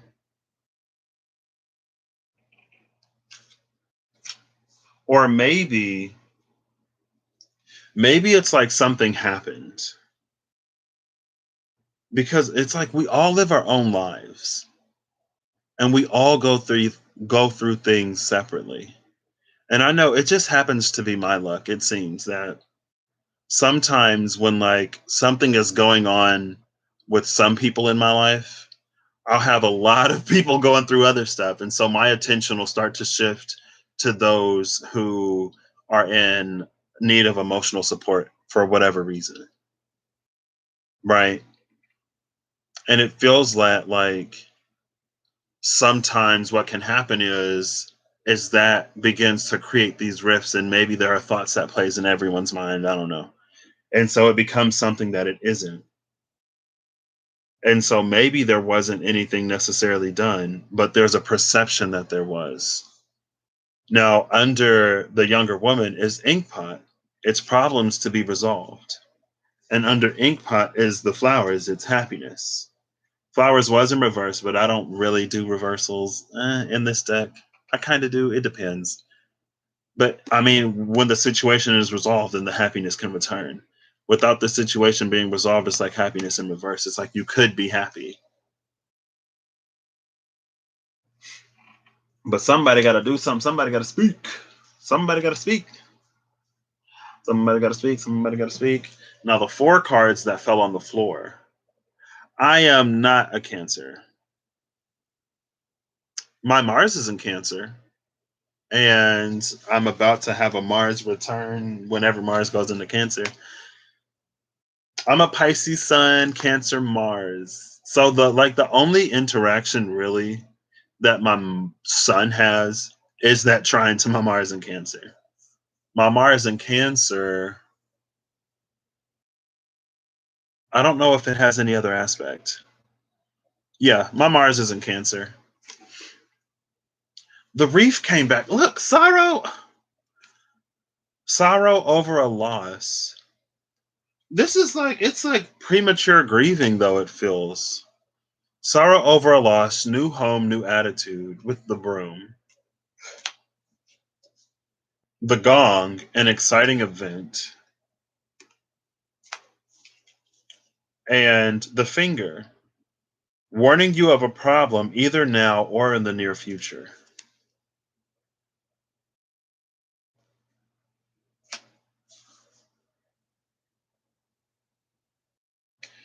The finger is pointing up towards this deck.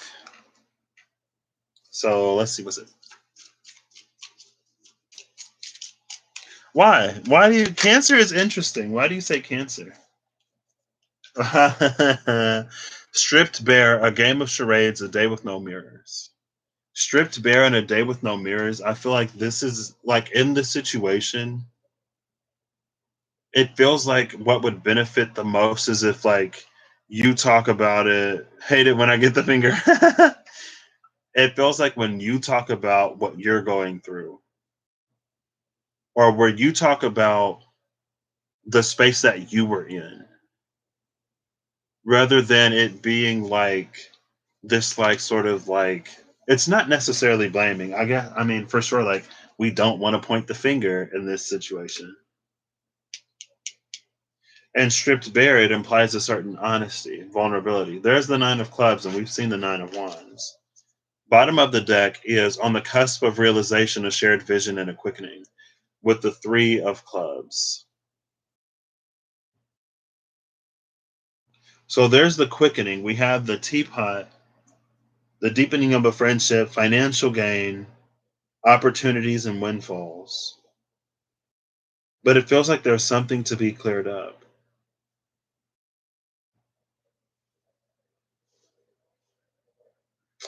Potentially. Now let's look and see. Cancers are good at that. Oh, okay. Yeah, I know. Back in the day, Shonda Rhimes, she said that my sun in Pisces trying my Mars in Cancer makes me like very protective in like a kind of sort of paternal way, and it's kind of true. I get a lot more upset when people that I care about are wronged or hurting more so than I do for myself because I'm like, I'll get over it. Especially when I was growing up, like if anybody like touched my little brothers, even if we weren't getting along, I'd be like, "You messed up today." Yeah, I can be pretty protective. It's fine. I'm like, oh, that's sweet. Okay. Ooh, see, oh, but who else is? Oh, almost. Who else is here? What else is here? I'll give it three more. I would love for at least one more card. Oh gosh. Okay, I'll take them. Oh, that's a lot though. Two more. Last one. So a bunch of cards flipped over, but I'll take them. Oh, there's the Knight of Wands. So yeah, I gotta take them. The title card like flipped up and went back in the deck. Bottom of the deck is the Seven of Cups, now upright.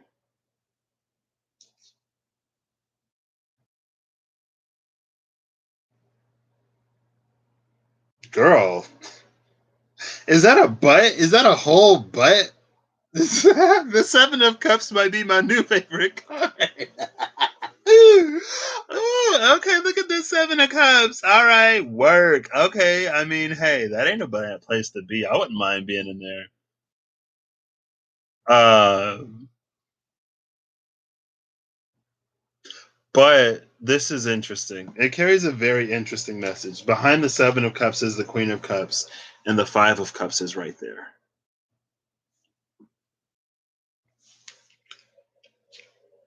And then the Seven of Swords is behind the Five of Cups.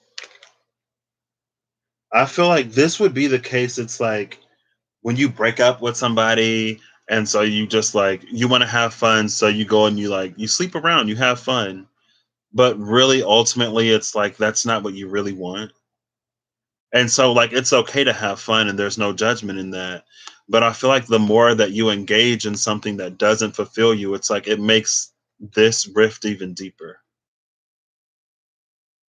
And the Queen of Cups, I don't know about her. We're just gonna overlook her in this deck, at least today. She's Aphrodite.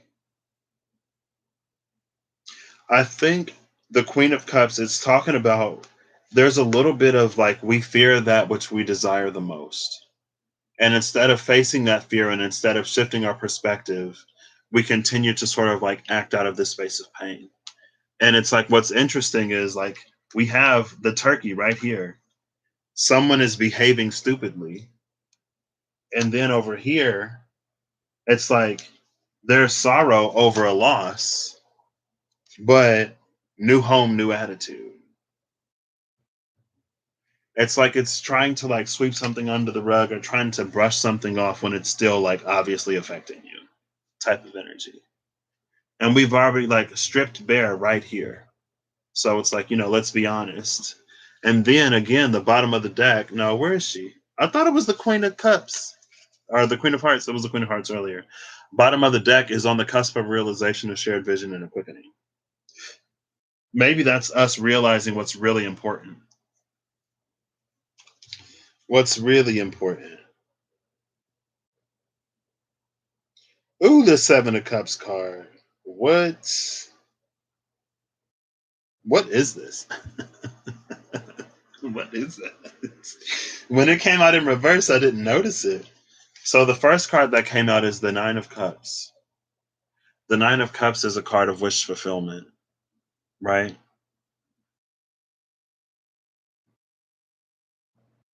There's something though, again, it's like this cup, it's like every cup is on its mark or in its position besides this one, like off of the mark. The cards that flipped over, first is Justice and the Nine of Wands. followed by the Prince of Wands.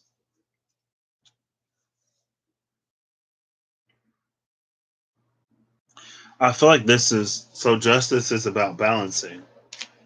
And then we have the Nine of Wands and the Prince of Wands. Could it be grieving ego death, the wreath? One second. So we have the Nine of Wands and the Prince of Wands. I feel like this is really a like, should I stay or should I go type of energy. The Nine of Wands will continue to fight and protect. The Prince of Wands does whatever is within the fulfillment of his ego. And justice is sort of asking us to choose with our actions which we want. And I feel like there is going to be a need for forgiveness in this because you're going to have to make your heart light. Or it's at the very least, it's not to make your heart heavy because of the situation, right? At the very least.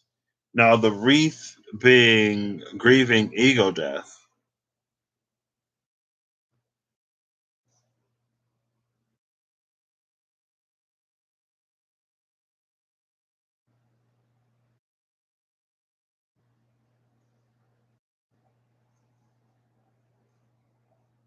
What do you mean by grieving ego death?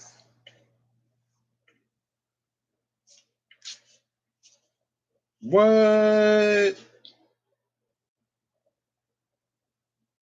I'm going to take these two by two. And I don't know which side is which. One side is coming out with the Ten of Pentacles and the Two of Cups. I mean, that's gorgeous. The Ten of Pentacles and the Two of Cups. I feel like that's, regardless of which choice you make, it's about being clear on what you desire. And it's about being truthful and honest in your desires. And then on the other side, it's the Four of Cups and the Nine of Swords. And it's like on the other side, it's eternally waiting. You'll always be waiting for that thing because you can't be open and honest about it because you keep the truth of it hidden from yourself. And so with the wreath and the broom, it feels like whenever you enter a space of difficulty or a space of contention, instead of resolving that, it feels like there's a quickness here to cut your losses and run. And either way, there's going to come a time in your life where you're going to be faced with a challenge and faced with a difficulty. And the correct answer is probably going to be to stay. Because nothing in life, there are very few things in life that are perfect, easy, and without challenge.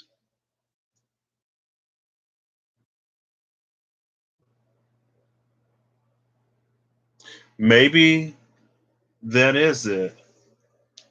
Maybe there's a little bit of maturing here within self. Maybe you're maturing from the younger woman to the dark woman. And the dark woman, it's giving me energy of the Queen of Swords for some reason, even though it's probably usually the Queen of Pentacles. It's usually the Queen of Pentacles.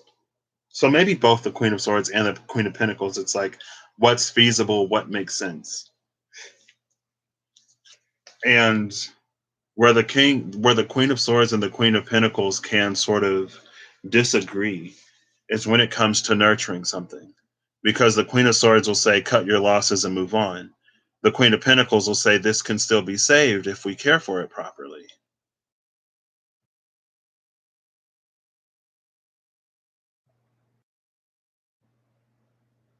And I think like it would be objectively kind of stupid to walk away from something that you really want for a fairly insignificant reason. But I mean, that's the card. That's the turkey. Turkey is saying this is stupid if that's not what you want. If that's what you want, then that's a perfectly reasonable and rational choice. But if it's not what you want, it's dumb to do that because you're just putting yourself in more pain. You're feeling the separation of like what you could have and everything that you do to attempt to fill that void. But every time you find a piece that doesn't fit, you feel how much it doesn't. You feel what you lost all over again. And doing nothing probably isn't a very valid choice either. Oh, here's the bouquet again. Compliments from an admirer. The bouquet. Ooh. At the bottom of the deck. The first card that came out is the bow. You are highly thought of. And I love the bow because,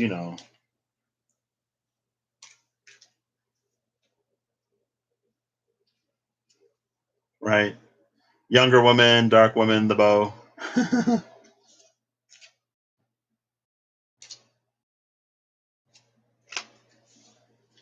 And then the second card was ladder, climbing towards success.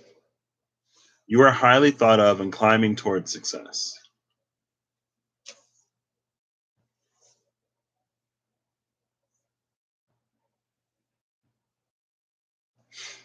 I don't know. It's like let your heart be light and be honest. Be honest about what you desire. Because I feel like if you're honest about your desires, it'll lighten your heart and it feels like it'll also bring around the opportunity to have it fulfilled. Destiny Fulfilled, that's an album by Destiny's Child, right? And there's like a special track. There's a special track that only released in Japan on that album. And it has like my favorite Destiny's Child song on it. I don't really listen to Destiny's Child, but I heard this song and I was like, oh my gosh, why have I never heard this song? It was only released in Japan. And then we have the Dark Woman with the more Asian influences, right? But in the song, it's like, why are you acting like you don't know? Like, why are you acting like you don't know what you want when you obviously do? Why are you playing yourself?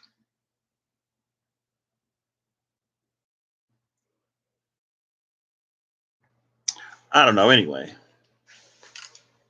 I didn't expect that. So there were like three different messages today. I like that.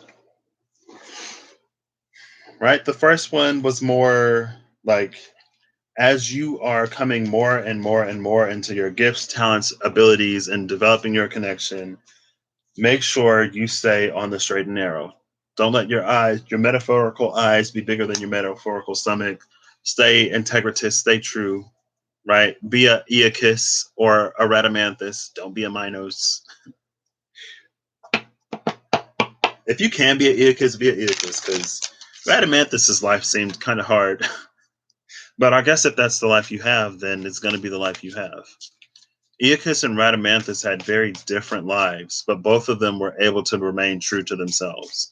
Minos, not so much. Minos was like Agamemnon a little bit, in that it's like you're blessed, you're gifted, but then you use those gifts in ways that will anger the gods in some way, shape, form, or another. Not that it was necessarily difficult to do back in the day, but these were like instances where it was actually deserved more so than others, right? More so than somebody being pretty and a goddess being jealous of how pretty somebody is someone who's like, you killed a sacred animal, or you boast that you are a better hunter than the goddess there, and then this happens, right? The carrot is still on the table. The opportunity is still there. It's still there. Sorry. I don't know where that came from. Oh my gosh, who is this? The older woman came out. So this is definitely about maturing. Dealings or relationship with an older woman.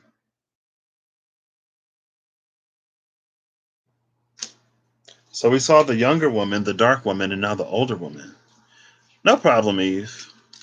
I hope it helps anyone who listens in any way. Because, that'd be cool. Why you acting like you don't know? Oh, I might listen to that song. Dun, dun, dun, dun, dun, dun.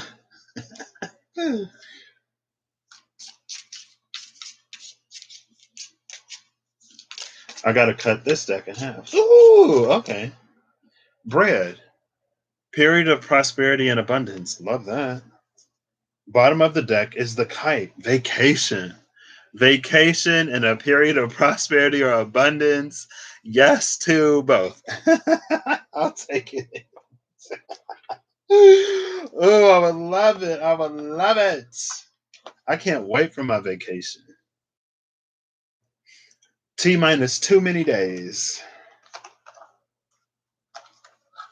I'll put this here. I'll put the older woman under the bread.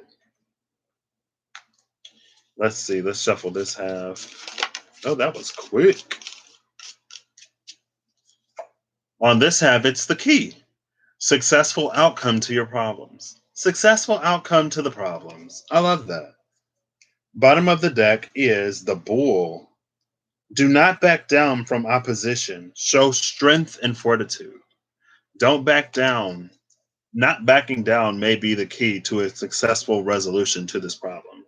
And I don't know if it's not backing down externally so much as it is not backing down internally, because that can be the space where, like, internally we feel a lot of anxiety when it comes to approaching this certain space. But to not approach this space would be us cheating ourselves out of some major success or something that has the opportunity to become something more. Like, lots of, like, all of the problems that came out, like, there were also, like, solutions or resolutions, and then there was, like, abundance and financial gain and happiness and stuff like that, right? That was quick. Oh, an internal truth burning to be seen, the yin side of masculinity, a thrusty yet elegant dance. An internal truth burning to be seen, something that needs to be expressed. The yin side of masculinity, I feel like it's softening up in a space where you think you have to be overly cautious. A thrusty yet elegant dance is it's what happens on the dance floor that leads to something more 9 months later. The bottom of the deck is on the cusp of realization, a shared vision, and a quickening. It's like it's on the cusp of a realization because this truth hasn't yet been expressed. Because the whatever masculine, it feels like the masculine energy in this situation is a defense mechanism. So it's a masculine energy in a space where it doesn't need to be as strongly as it is present. And if we can soften that up, then I feel like it'll lead to whatever this realization is, and it'll bring harmony in that shared vision, and it'll make our way forward a lot smoother with that quickening. Because again, it almost feels like something that could already sort of be bestowed. But with that masculine energy, it's like it's not.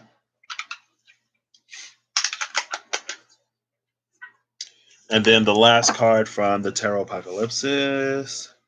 Ooh, now the Queen of Swords is at the cut with the Emperor. What? Have I seen the Emperor in this deck? And there's another spear. There's another spear.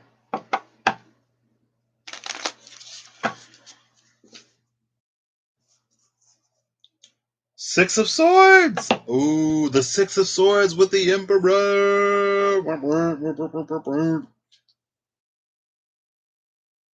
Because the Six of Spades was that card that came out at the bottom of the deck. It was the card that talked about. No, the Three of Wands was at the bottom. The Six of Spades is the card of an internal truth burning to be seen. There's this internal truth burning to be seen. It feels like someone wants to do something, or like, I want to go somewhere. I want to not be this wallflower anymore. That's this ice statue holding on to the sword.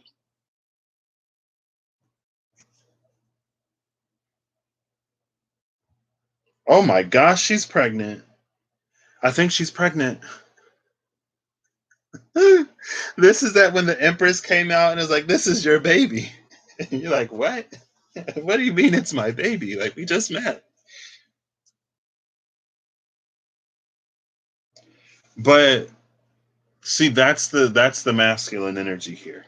So there's a pregnant feminine energy. It feels like the story behind this card is like someone likes somebody else. and she got pregnant, and she doesn't want this pregnancy. Who was this on the floor? The filled chair was on the floor. Someone new is entering your life. Ooh. And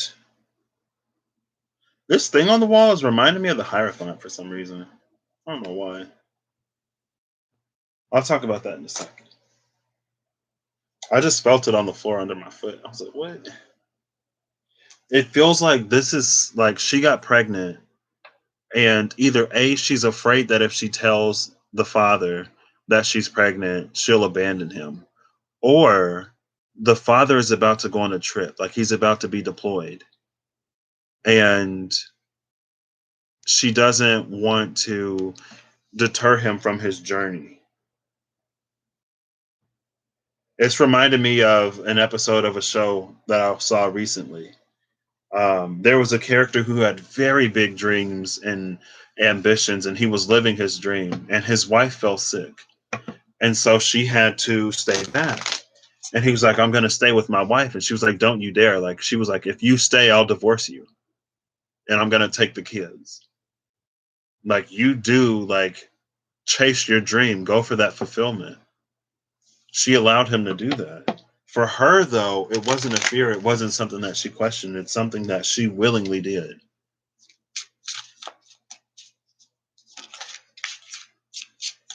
And so maybe there is a little bit of an energy of like, maybe that's why things don't fully work out, though. Because it's like there are these things that you keep to yourself so that you're not a burden to someone else, or so that you don't sabotage a connection or whatever, right? Like, let's say that you have a disability and you're looking for work, and you don't, after you get the job, like you don't go to HR and take advantage of the ADA laws to get accommodations to help you do your job. And so your employer sees you as incompetent, or sees you as wasteful or whatever. But they see you that way because they're not aware of your condition. And because you don't make anyone aware, you don't get the accommodations that could allow you to perform your job to the point where they recognize how much of a jewel you are to have. It's these things that we keep because we think it'll benefit us, but in reality, it hurts us. And that was the skull, like hidden secrets can hurt you. The cards that just fell out, it's the World, the Two of Wands, the Nine of Wands again, and the Five of Pentacles.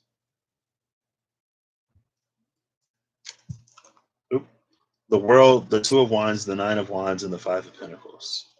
And the World card, there is a yin masculine, a masculine energy who was in receiving mode.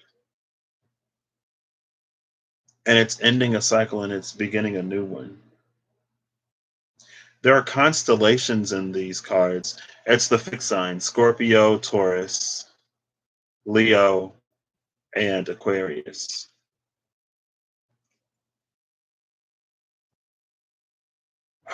Oh, look, she's holding the sword now. Instead of hiding the sword in the Six of Swords, she's proudly brandishing the sword, heart on fire, ready to give it, and he ready to take it. It's like the world is preparing itself for you, but not for a watered down, diminished, diluted version of you. And with the Two of Wands and the Nine of Wands, altogether, this is 11 wands.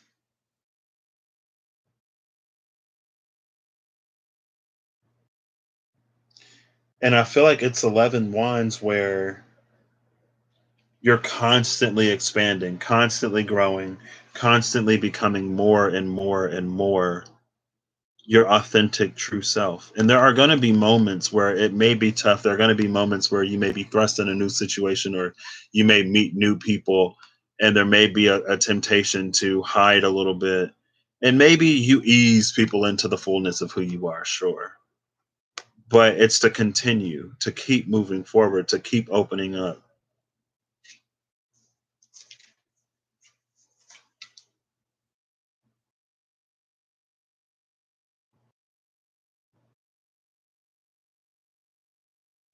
because I feel like that's the direction of your abundance. I'm looking at this Five of Pentacles, and there are these two people who are going away from what looks like a pretty awesome, a pretty sweet house. And it feels like either the pentacles are leading them there to this ultimate abundance, or they're fleeing there, and along the way, they're losing those elements. But it feels like these dragonflies are leading them back in this direction. This is what happens like when we're not in our true authenticity, when we don't own the things that we desire, then it's like we separate ourselves from it, and we make it less and less, we make ourselves less and less capable of having or acquiring them. But the dragonflies are leading us back to it. Like the very thing that you're running from is the source of your limitless, unflowing abundance. Bottom of the deck is the King of Wands. We see the Ankh again. There's a little bit of a snake here. This is Ra. Oh, no, this is Horus, because the Eye of Horus is on his chest.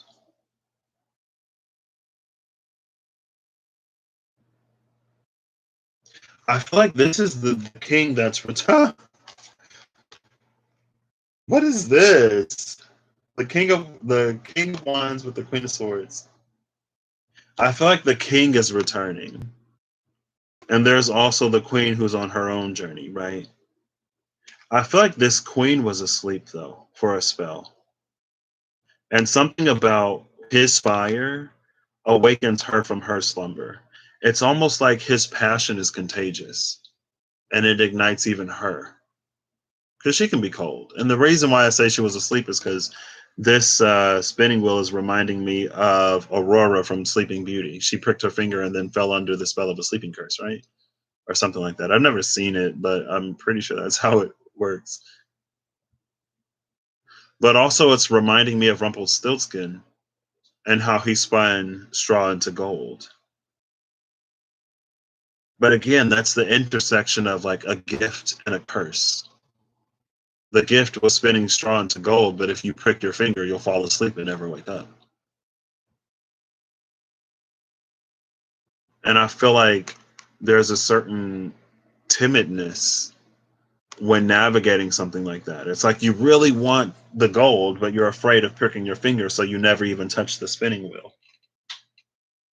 But the King of Wands, he has the daring to go after what he desires and to not be so stuck by what he fears. So, go about it, go get it. Be wise still, always, but also go for it. Opportunities will be presenting themselves in ways that you can nary imagine. Trust me. Trust. Come back in a few months and you'll see. um, but it's not to be afraid. Don't be afraid. Just like the angel in the magician card. Do not fear me. And you're like, what? This is crazy and scary. How am I not supposed to be afraid? But what's the Bible say? God has not given us a spirit of fear, but a sound mind and something. I forget the whole thing. I should know it. Power. I'll look it up. I'll look it up.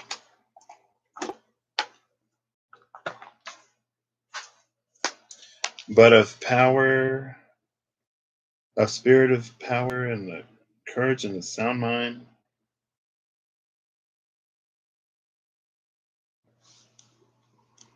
Second Timothy 1:7. For God hath not given us the spirit of fear, but of power and of love and of a sound mind. It's that energy. Power, love, and a sound mind. No fear. Or he's also given. He didn't give us fear. He gave us power, love, and a sound mind to combat fear, if I can speak. And I'm also going to get a final card from the Whispers of Lord Ganesha since I pulled them out. Ooh, is that? Oh, decision at the bottom of decision and beginnings. Ooh, decision and beginnings at the cut. It's like this new beginning is yours, but you got to decide that you want it, and you have to make a decision with your words, thoughts, and your actions. All three need to be in line.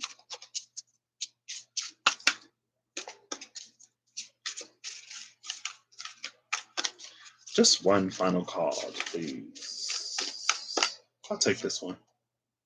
Ooh, nurture 38. See? It's nurture. The answer is nurturing. That's why the Dark Woman is, she's the Queen of Pentacles typically. And the bottom of the deck is priorities. Priorities and nurture. I feel like the Queen of Swords is good at the priorities. Is good at nurturing. And when the Queen of Swords and the Queen of Pentacles work together, then it's like what you may think of as a lost cause, you will find that you can save. And I think the Queen of Pentacles, I think the Queen of Swords will also sort of like put the Queen of Pentacles in a perspective of like, it is possible to nurture this. It is possible to save this. But is it worth the effort when we can put less effort into growing so much more? And that's when it's important for us to be honest about what we desire. Because the answer may be yes, the answer may be no. Nurture is number 38, which is an 11, believe it or not. Just like those 11 wands we saw. Focus on creating a calm and balanced life for yourself. Ganesha asks you to maintain a compassionate, nurturing, realistic, and down-to-earth attitude when it comes to collaborating with others and your present conditions. Excuse me. You can benefit from being more resourceful and practical. This is a time of slowing down and biding your time and resources. Deal with any issues as they arise and brainstorm practical and solutions that will fix the problem with minimal drama. Be careful of giving too much without regard for your own needs. If you have been feeling exhausted or have been prone to illness, you are invited to stop doing so much for others and do more for you at this time. Do not seek empowerment by doing for others from a place of needing acknowledgement. Empower yourself by nurturing yourself, and then, from a healthy place, help others. Learn to nurture and to create occasions for others to grow by offering a safe, accommodating energy. This energy is the energy of the heart chakra. As your life comes more into alignment with your soul purpose, you bring this nurturing and unconditional love beyond your immediate surroundings and out into the world. The female figure in this card is Ganesha's mother, Parvati. She represents a strong female figure in your life that you may look to for extra support and guidance. This could be any female role model, friend, or acquaintance that you find yourself drawn to at this time. Alternatively, Parvati can represent a part of yourself, especially when much of your time is spent focusing on the nurturing and caring of others. Love that. And I feel like that reminded me of something. I don't remember what it was. Oh, she represents the strong female figure. And we had the younger woman, the dark, I think it's the older woman who came out last. Could be that Parvati energy. So, that's what I got. 2 hours down. That was a ride. It was a fun one. I hope you found something in there that suits or resonates for you somehow. I hope that as you move forward, you can release the things that need to be released in a way that doesn't leave you jaded or bitter or spiteful. I hope you find ways to be open-minded, open-hearted, spaces where you can be truly, authentically you, where you can be vulnerable, where your vulnerability is appreciated, recognized, and reciprocated, and that it's lost, and that whatever else you need, you get. That's what I got. I'll catch y'all later. I hope you have a good whenever you see this, and I hope you're acting in alignment to make all that you wish to experience your reality. Because I believe more so than ever, if we can do what we need, it's possible. The miraculous and unexpected may happen. What is it? It was like the four of coins. Your needs get fulfilled in magical and unexpected ways. You know, they say it's possible.